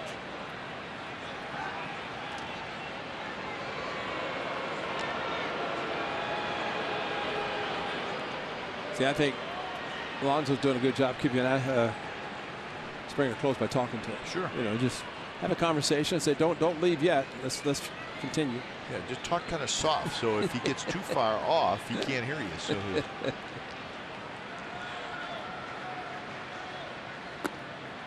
And now 3-0. On deck, Carlos Gomez.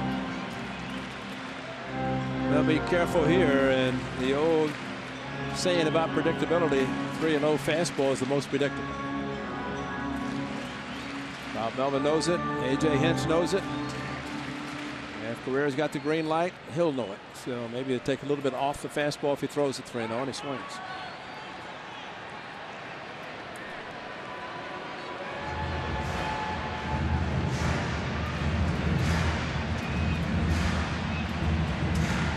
That's good to see the pitch count at 93. It was 83, and it's almost like, okay, we'll hold you back for one start after you're returning from the DL. But just like with Manaya, he had a tough outing in Minnesota, but no restrictions on his pitch count. Same tonight with Rich Hill. 3-0 pitch, down and in, and it's a 4-pitch walk. A couple of walks in the inning for Rich Hill.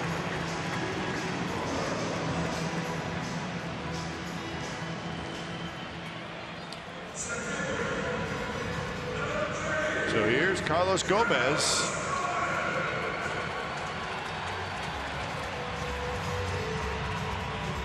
Really the first jam that Hill has been in since the first inning when Springer had a leadoff triple.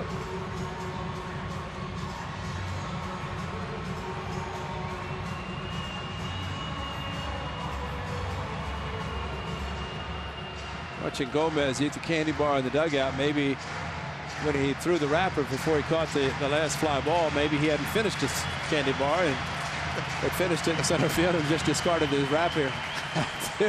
Something was up. There it is, right there. Didn't quite clean it up later. Big swing, and he got a pitch to hit. Yeah, this is the most. That's the funniest thing I've seen. He's getting ready to catch a fly ball. I got to get.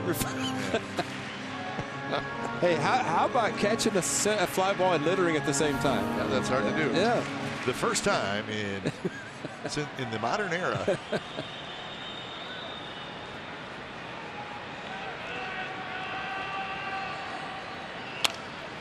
he hits one high and foul toward the upper deck.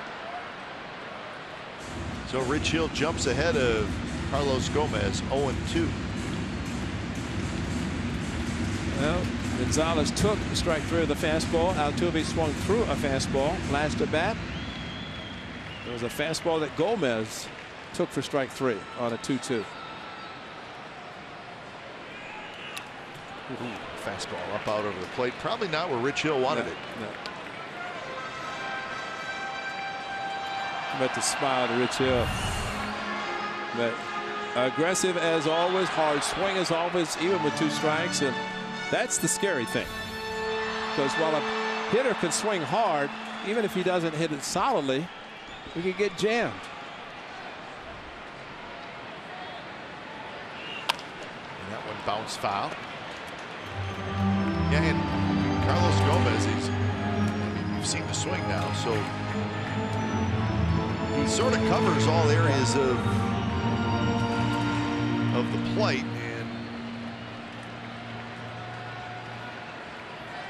He likes to extend his arms, so maybe a fastball inside. It's hard to see swing. He's looking to be able to straighten his arms out. And that one runs inside at 90 miles an hour. So pitch number 100 coming up from Rich Hill.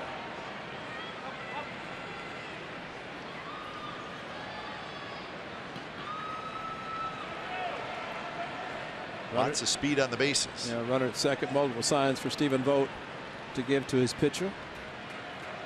And Rich might know exactly, as you said, the pitch count coming up at 100. It might be on his last inning. Curve is popped up, and it'll be into the seats. Up a little bit. And a lot off the pitch, too. He not quite the eephus, but slowly thrown.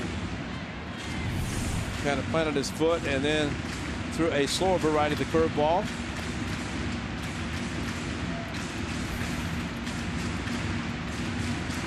Well, maybe slow down his bat a little bit. Now sneak a good fastball. He's got a couple of options. He's got two very good pitches.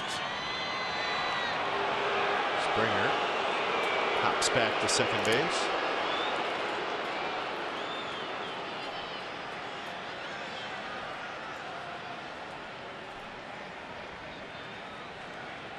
Long look by Hill. Now he's ready. Swing and a miss. He struck him out with a fastball. Strikeout number 10 for Rich Hill. So he walks 2 and strikes out 3 in the bottom of the 6th inning. 7th inning coming up. 2-1 the A's lead.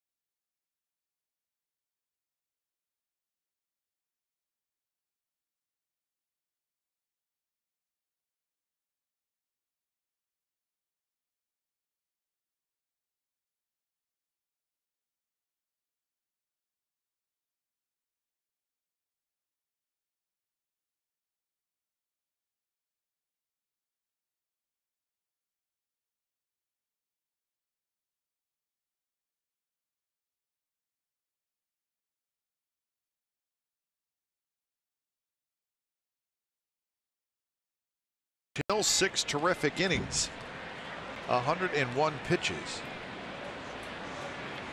10 strikeouts, 3 in his last inning, and probably thinking that it was going to be his last. First 4 59 pitches, last 2 42.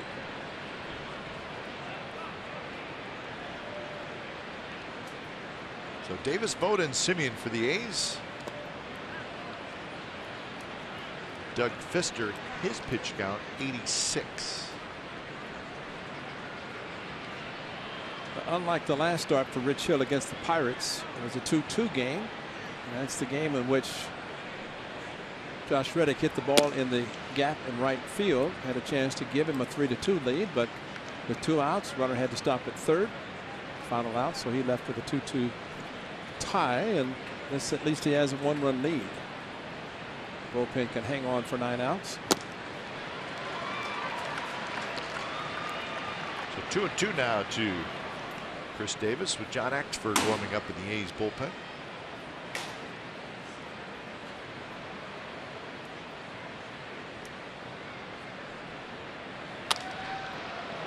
In the air to left field.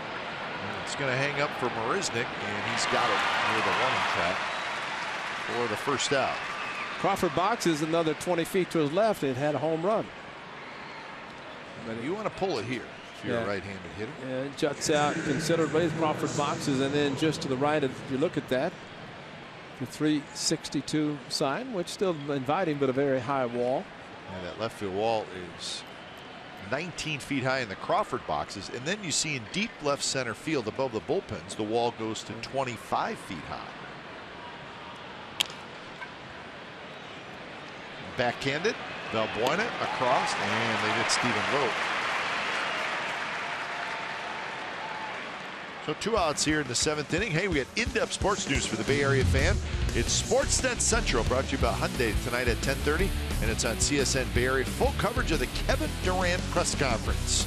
There was a whole bunch of people there, and then you got a one-on-one with Jim Cosmore and Kevin Durant. and of course complete A's Astros highlights. Full show. Dave Feldman and Fareed will host.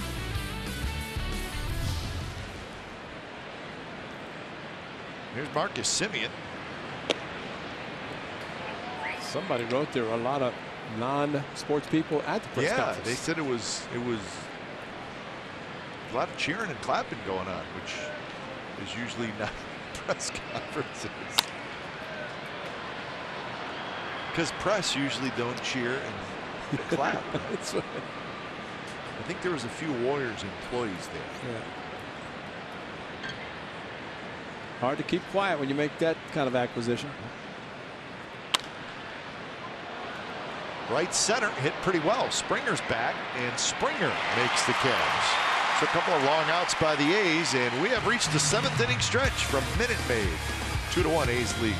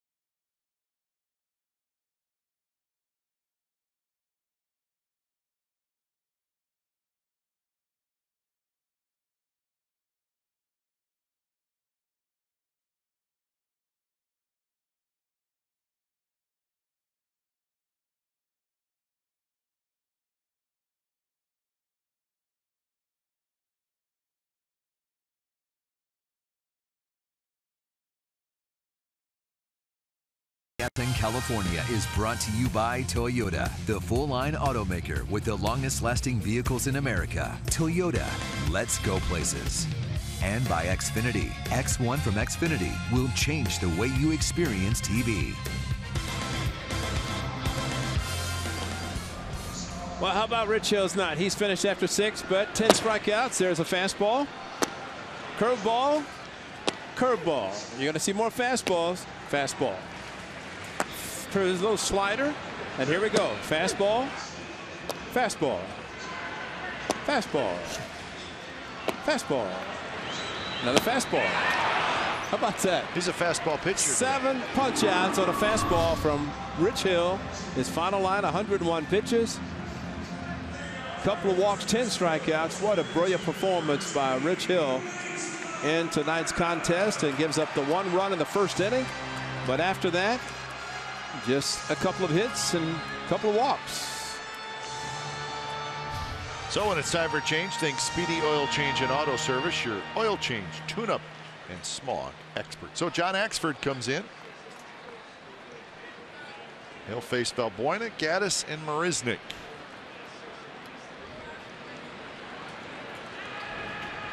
Rich Hill, 10 strikeouts at Seattle, 10 strikeouts at New York, and 10 strikeouts at Houston tonight. And so if the bullpen can hang on for 9 outs, a well-deserved victory it would be for Rich Hill. But it's just 2-1 unless the A's can add on some more runs. Bullpen's got to do their job. Starts with Axford.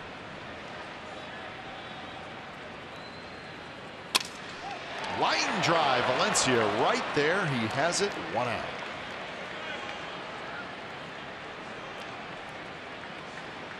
Put Valencia in the right spot.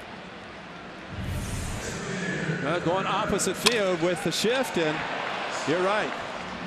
X marks the spot, and from Valbuena right to Valencia, and that's a good shot to have him positioned there, luckily, because when you have a shift, sometimes it is a matter of looking out with the positioning of the player.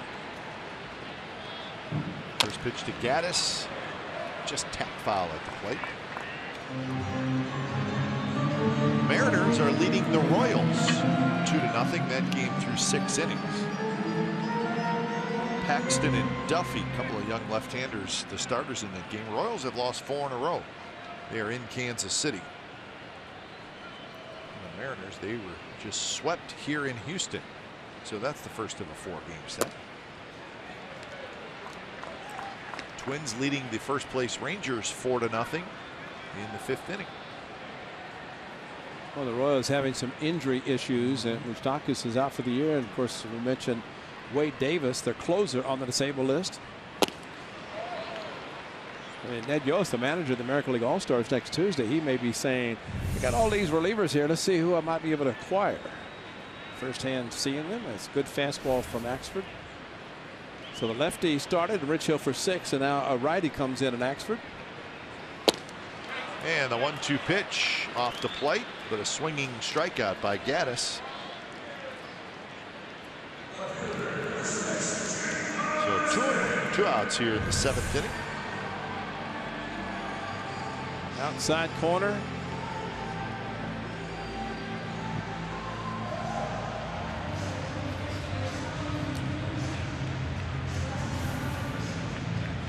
And here is Marisnik, but it's not going to be Marisnik. I think we're going to get our first look at the big fella, A.J. Reed, who was really one of the Astros' top prospects. He is a big, strong young man. First baseman. And here he is. I thought you were talking about Orbit behind home plate. No, that's tired. Get Orbit out of there. He shouldn't be there. Well, come on. We know. Text A5 for George Springer. We know that. It's also a 2-1 game in the 7th inning, Orbit.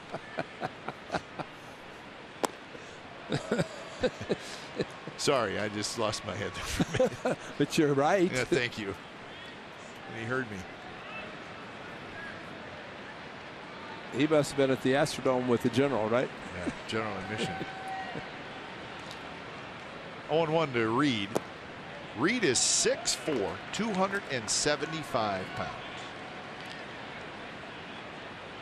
What's the football team here in town called? The Houston what?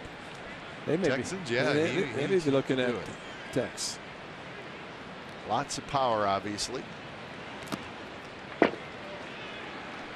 There's talk about him maybe making the team out of spring training.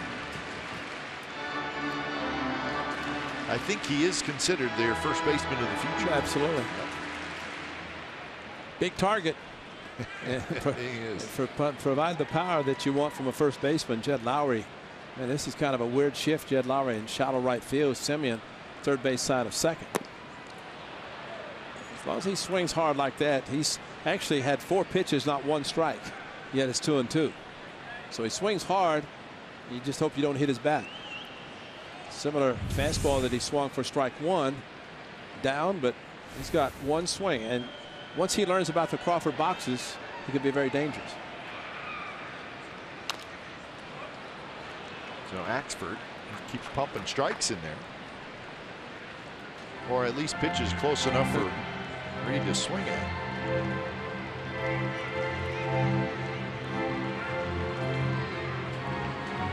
Dull and Sipczynski warming for the A's.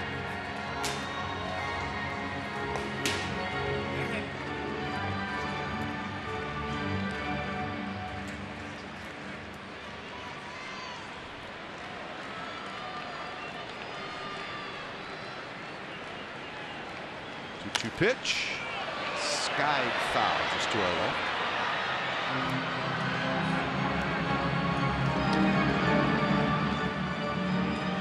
Every day Tony Sip. Every team has one. Well, he's the one against the A's. I mean, he will make probably 19 times the A's will see the Astros, and Sip will make 19 appearances.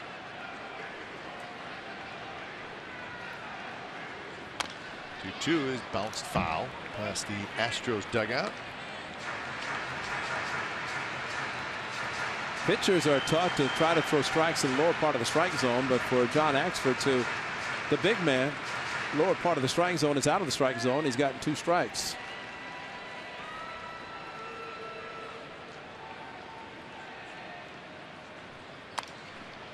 Again, foul. This one off the A's dugout. Nice play by Vic Carapazza, the third base umpire, who scooped it up.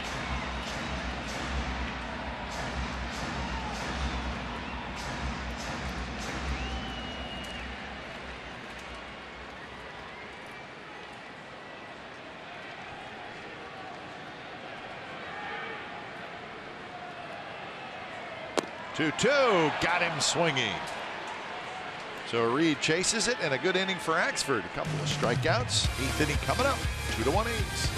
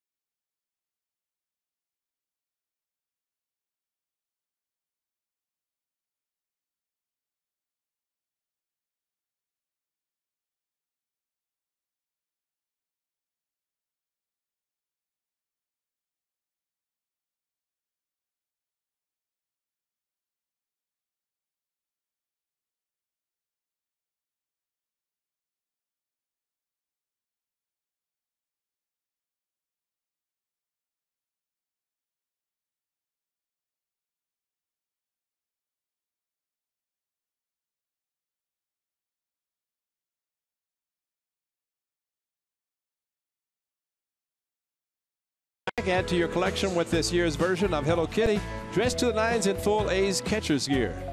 At the Saturday, July 16 game against the Blue Jays, 15,000 fans can pick up and hug their very own Hello Kitty bobblehead. Visit athletics.com/tickets today. Have you ever hugged a bobblehead, like a Hello Kitty bobblehead? Just yours, Ray. No, I didn't mean it that way. I'm just being a smart aleck. But you know, Hello Kitty might be one that you would hug, I guess, you know. Annie would probably. Annie would love it. Yep. Do our best to get it one. Alonso is retired. Pfister stays out there. 96 pitches. 1 out here in the top of the 8th. Good ball game tonight. 2-1 A's lead. It's kind of nice when you see a game that starts with what looks like offense. Yeah. And then it shuts it down. There's your defensive changes. Gonzalez moves to left. Reed to first. This is Smolinski who takes outside. Smolinski has grounded out and he has walked.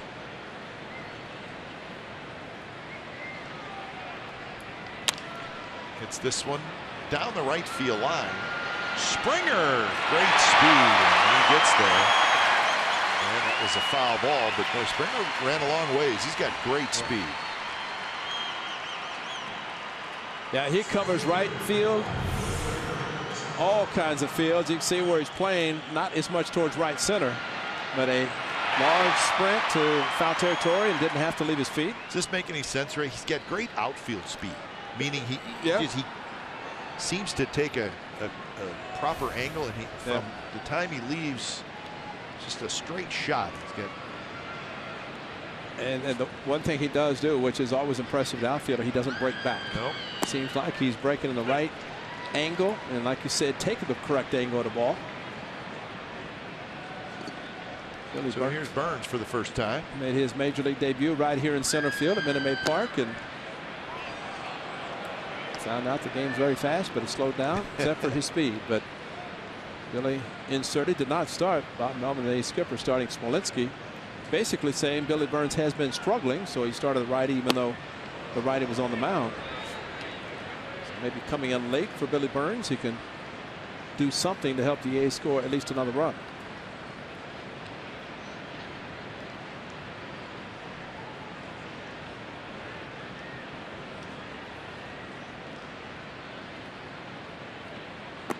Another curve, and again it stays outside, so 2-1 count. Coco was thrown out in the 5th inning. Did not like a couple calls.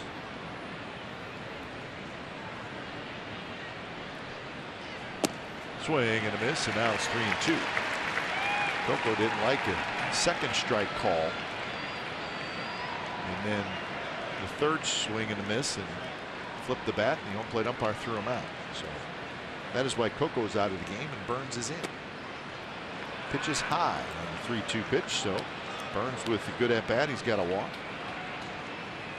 A decision time for A.J. Hinch, the manager, although it seems like he does have Sip the lefty and Pat Neshek join him, the side-winding right-hander who has settled down. Reddick, of course, possibly would be Sip, depending what Lowry does.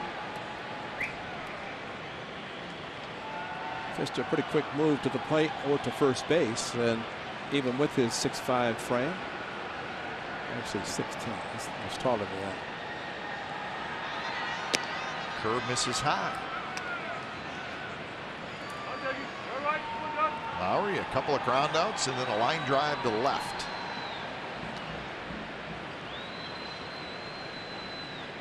Anytime a hitter looks at the third base coach as much as Jed Lowry just did, maybe looking for a sign to see if there's a hit and run, see if Billy Burns is going to run. It's a left-handed hitter. You're not going to be able to see the runner take off. So it's nice to know if he's going to be running. Burns with 14 steals.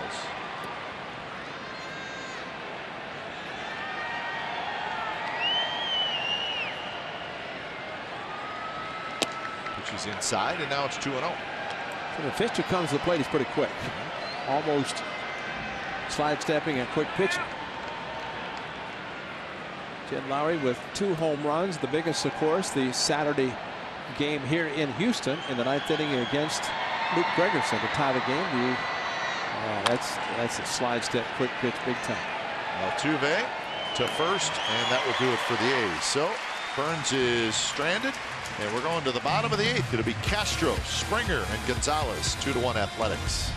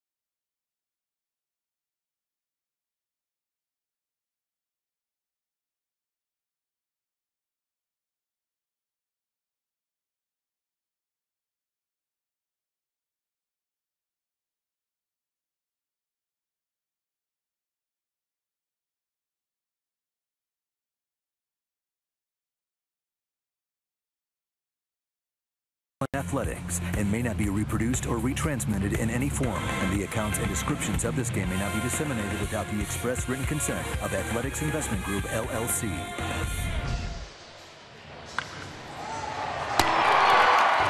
summary brought to you by your local Toyota dealers. 2-3-0 for the A's, 1-3-0 for the Astros. All kinds of pitching tonight. Rich Hill had 10 strikeouts in 6 innings. For Doug Fister, 8 innings, 107 pitches, and he gives up just the 2 runs.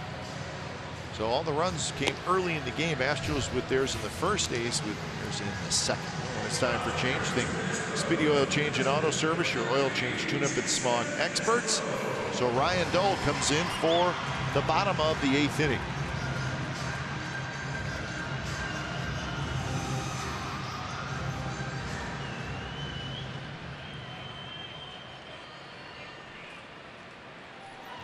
So Dole will face Jason Castro, and then the top of the order Springer and Gonzalez.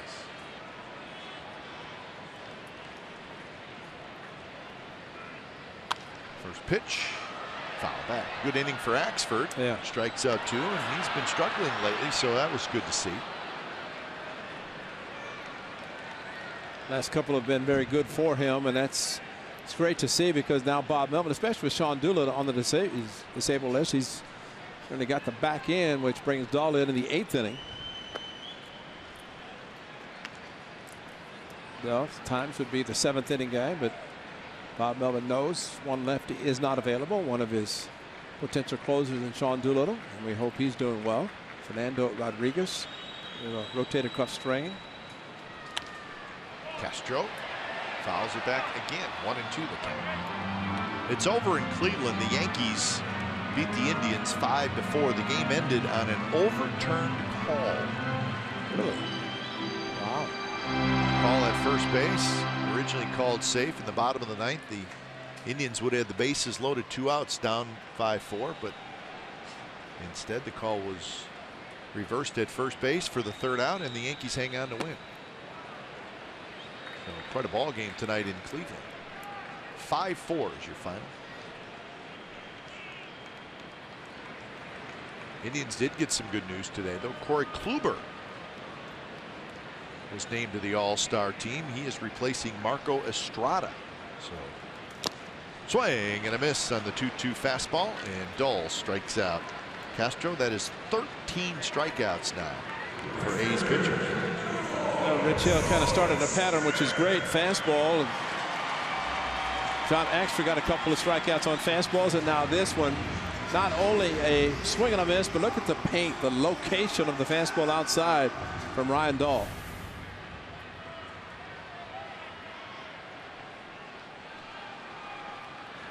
Springer swings at a slider and he misses it. And that is a great pitch for an aggressive hitter on the first offering, especially one who saw 4 fastballs in the first inning, and all 4 were strikes. As that one, the slider is, and hit the triple. No, it cannot be down if the one Coco had called on him was ankle high. This is very high by comparison. A perfectly thrown slider. Reached for and hit to left, but Smolinski's playing right there. 2 outs here in the bottom of the 8th. But that wow that he just said wow heading back to the dugout, and Dallas Keuchel, or that was Michael Fires, was talking to him, the bearded one. Beard's too short for Keuchel. It's got to be almost down past his chin. 2 away for Marwin Gonzalez.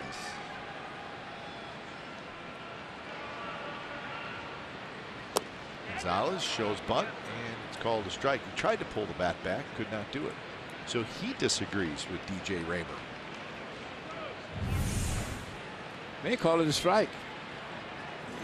Gonzalez wouldn't know because he's running out of the batter's box, and say right at the beginning he punched at it like he was trying to bunt it. So good call by Raymer.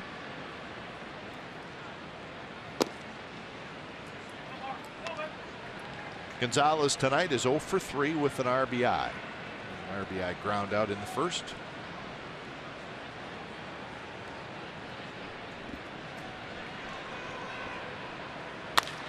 And he belts one to center.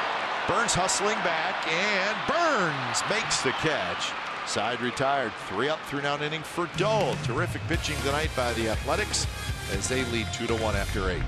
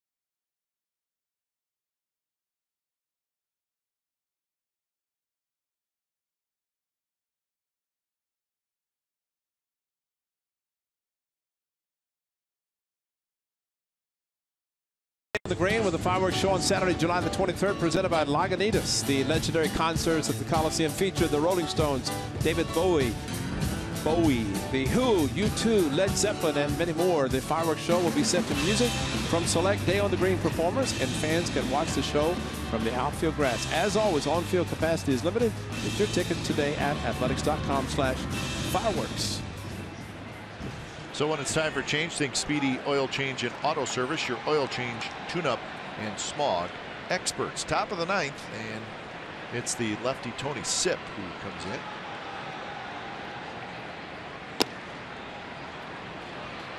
The A's have faced the Astros before tonight. 6 times? Yep. This is a 6th appearance. Doesn't surprise me. Twice in the first one, 3. He pitched every game in the early June series.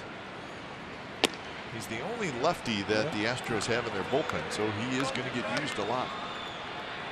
But he's got the type of arm, and as we have talked about before, he had a chance to go elsewhere. He's decided to sign here. They wanted him, and why not? He's got the type of arm that you'd like to see every pitcher have. He's got a good fastball, which he's shown, slider, and a split finger fastball from the left side. It'd be nice if the A's could add a run or 2, because right now it's still 2-1. And Matson warming up, and he will see the heart of the order for Houston in the bottom of the 9th.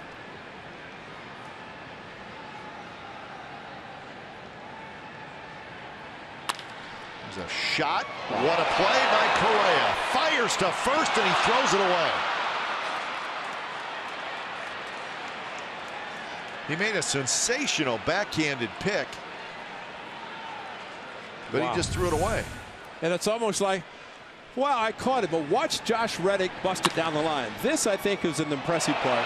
See, he took his time and then had to hurry when he saw Reddick hustling down the line, unlike what we've seen tonight with somebody else. But, I mean, bottom line right there, and see how he just hesitated, and then Reddick's almost to the bag, and he overthrew it. And that is just great hustle by Josh Reddick. Frustrated, yes, but really busting it, and his hard hustle, and really because the ball hit the side rail and bounced back, that's the biggest difference. So Sipp faces one batter. He is gone, and Neshek coming in.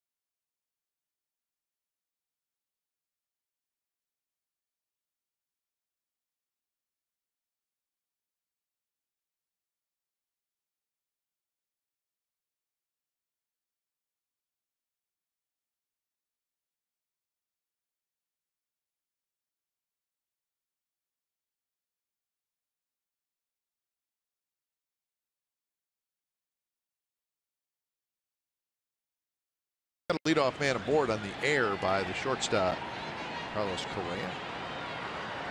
So now with a couple of right-handed hitters coming up in Valencia and Davis. Astros go to Pat Neshek. His 34th appearance. The funky one, Pat Neshek. Maybe the most unorthodox delivery in all of baseball. But what a story. Out of baseball. Lost a baby. Got back in baseball. All-star with the Cardinals. 2-year contract with the Astros. Driven towards center. Gomez has it. And as we found out when he was with the A's, he is truly one of the nicest people you'll ever meet. Nobody nicer. And yes, just funky enough. He had shoulder surgery that forced him to pitch down under, and what a career he has had pitching that way. Big baseball card collector, autograph collector. Got a Babe Ruth autograph. Does he? Oh. That's kind of cool. Just for wearing a simple number. So here's Chris Davis for his 4th at bat. Davis singled and scored in the 2nd, grounded out in the 4th, hit a fly ball to left in the 7th.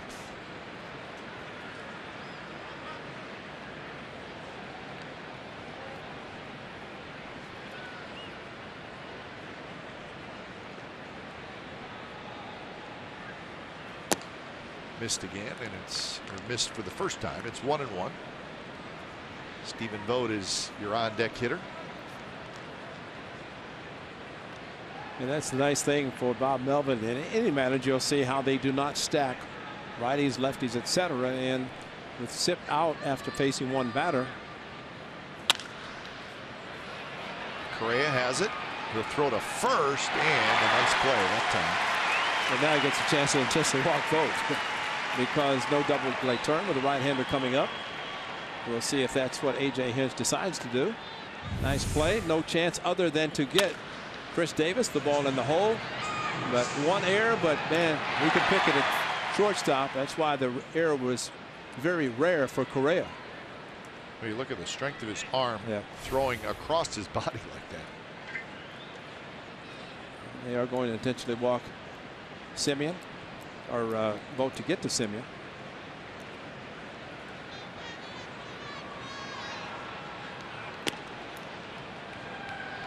Semien will have a shot to get the A's that insurance run. The trade today in baseball. Not a huge trade, but a name that we know. Aaron Hill, who was with the Milwaukee Brewers. Aaron Hill was traded from the Brewers to the Red Sox for a couple minor leaguers. So Red Sox looking for a little infield insurance, and Aaron Hill's a pretty good hitter. He plays 2nd, 3rd. He can even play 1st. Probably a pretty good pickup for a team in a pennant race. Aaron Hill. And one of the best things, of course, the A's will see the Red Sox and see Hill again as Ryan Matson gets ready for the 9th inning. He'd like to have at least another run for insurance if that is possible. Posers like that. But Aaron Hill probably, as he did with the Blue Jays, will enjoy the Green Monster. Yeah, he can hit. Yeah. Excellent player, excellent hitter, and like you said, a player that can play multiple positions.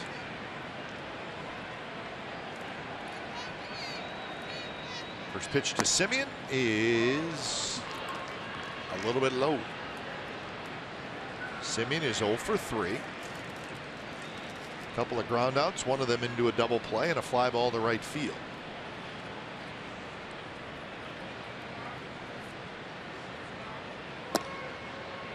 Another close pitch, called the ball, and it's 2-0. Now Neshek, not sure about the strike zone. I wonder also if Neshek's looking the on-deck circle thinking, I faced that guy named Alonso in Oakland in a walk-off. But probably more about a couple of pitches. The slide of the first pitch maybe a little bit low. Now Marcus Hickey saw the breaking ball pretty clearly that time.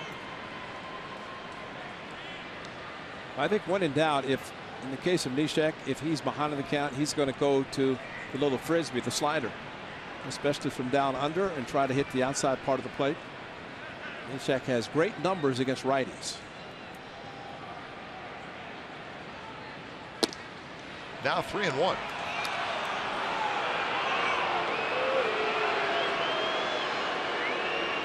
Neshek would face Alonso no matter what. Nobody's in the bullpen. The only lefty's been used. And you'd have to figure here comes another slider, although he has to throw it more for a strike in the event he doesn't swing. Well, what fastball. And it's low. So the bases are loaded, and here's the Alonso walk-off. April 29, and not only a walk-off, his first home run of the season, a long shot. And got to interview him. He took the pie in the face. He took the Gatorade and stayed on the interview.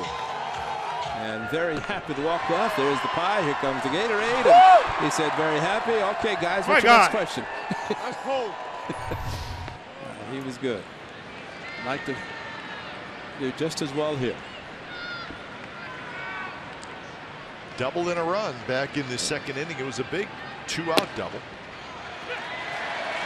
Drove it to left center field.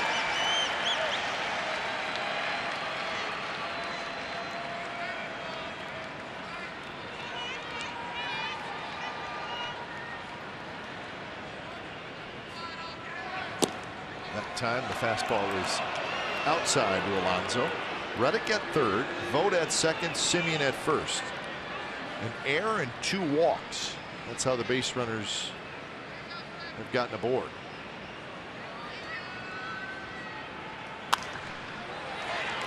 Neshek jumps ahead 1-2. There's the problem with kind of the slider guys, right-handers who throw the sliders. When they face a left-hander, the slider goes right into the happy zone for a left-handed hitter. Exactly, and that's exactly what Alonso's hoping for, unless he starts it so far outside that it breaks and comes around the plate a little bit. That's why left field, they're playing him very close to the left field line. Broken bat. This is going to be a tough play. Wow. And it's going to be a base hit. Reddick scores. How about that? Wow. It's an RBI single, and it's 3-1 the A's lead. Take the broken bat. I mean, this ball is jammed. Look where they're playing him. A big shift on him. It didn't even make barely the dirt. Softly hit. Aldretti, Mike Aldretti, first base coach, helping the umpire. This ball hit softly on the grass, rolled into the dirt, coming over his Correa, and Alonso beat it out. A great pitch. He broke the bat, jammed him seriously, and Alonso had to be smelling a base hit. Got down the line quickly, and that is a huge one. So here is Smolinski. And that one called the ball.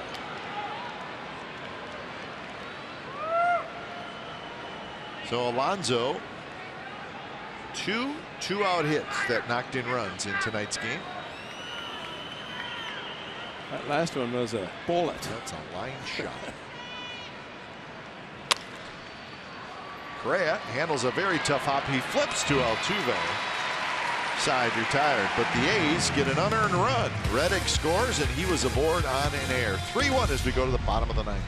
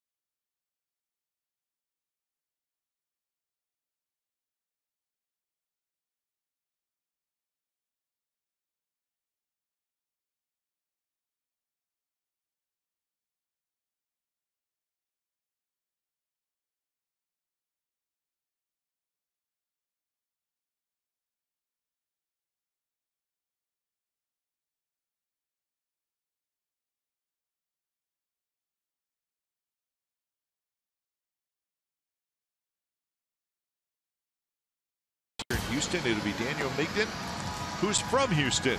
He will go up against Colin McHugh. Coverage begins at 4:30 with A's pregame live. Complete A's coverage every night on Sportsnet Central and CSNCalifornia.com. The home of A's baseball is CSN, so that'll be game 2 of the series. I would imagine Daniel Migden is looking forward to that a lot. He was traded from the Astros to the A's.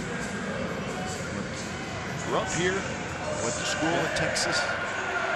And very quick to point out, he said, if I had not been traded to the A's, I wouldn't be in the big leagues right now. And I don't know if he'll ever go back to AAA the way he's pitching.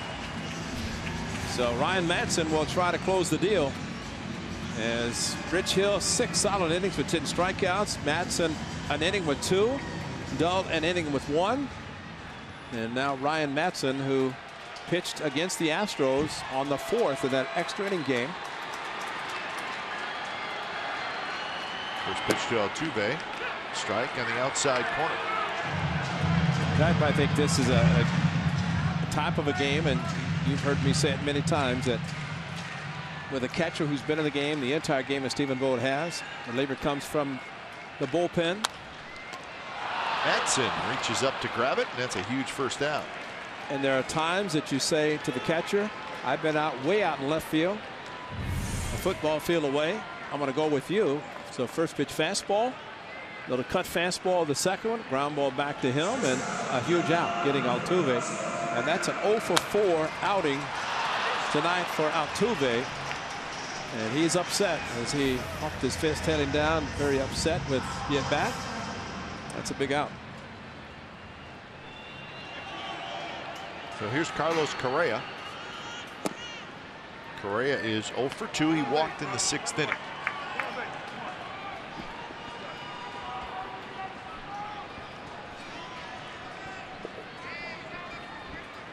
Just 7 hits total in the game. 4 by the A's, 3 by the Astros. Gomez on deck. After Gomez, it would be Valbuena if it were to get that far.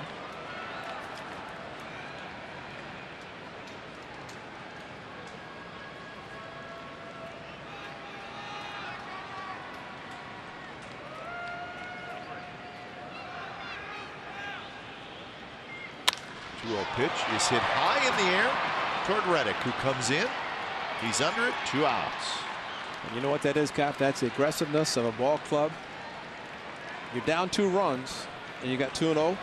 Take a pitch, take a strike, because your run really means nothing. And I'm so excited that it's Gomez coming up with nobody on base, because as hard as he swings, there's always that danger, as I said before, of him getting into one. So right now, if he does, it's a solo.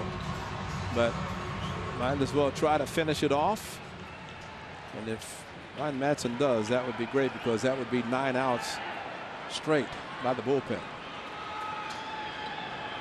First pitch is bounced. Valencia backs up, waits for the big hop, throws to first, and that's the ball game. So a very nice, quiet bottom of the 9th inning for Ryan Madson, and a very nice win tonight for the Athletics, as Rich Hill gets his 9th win. He does that by striking out 10 in 6 innings, and then the bullpen takes over. A couple of big hits for Yonder Alonso. So game took 2 hours and 32 minutes, played in front of 20,933. So game 1 of this 4-game series goes to the Athletics. They win it tonight over the Astros 3-1.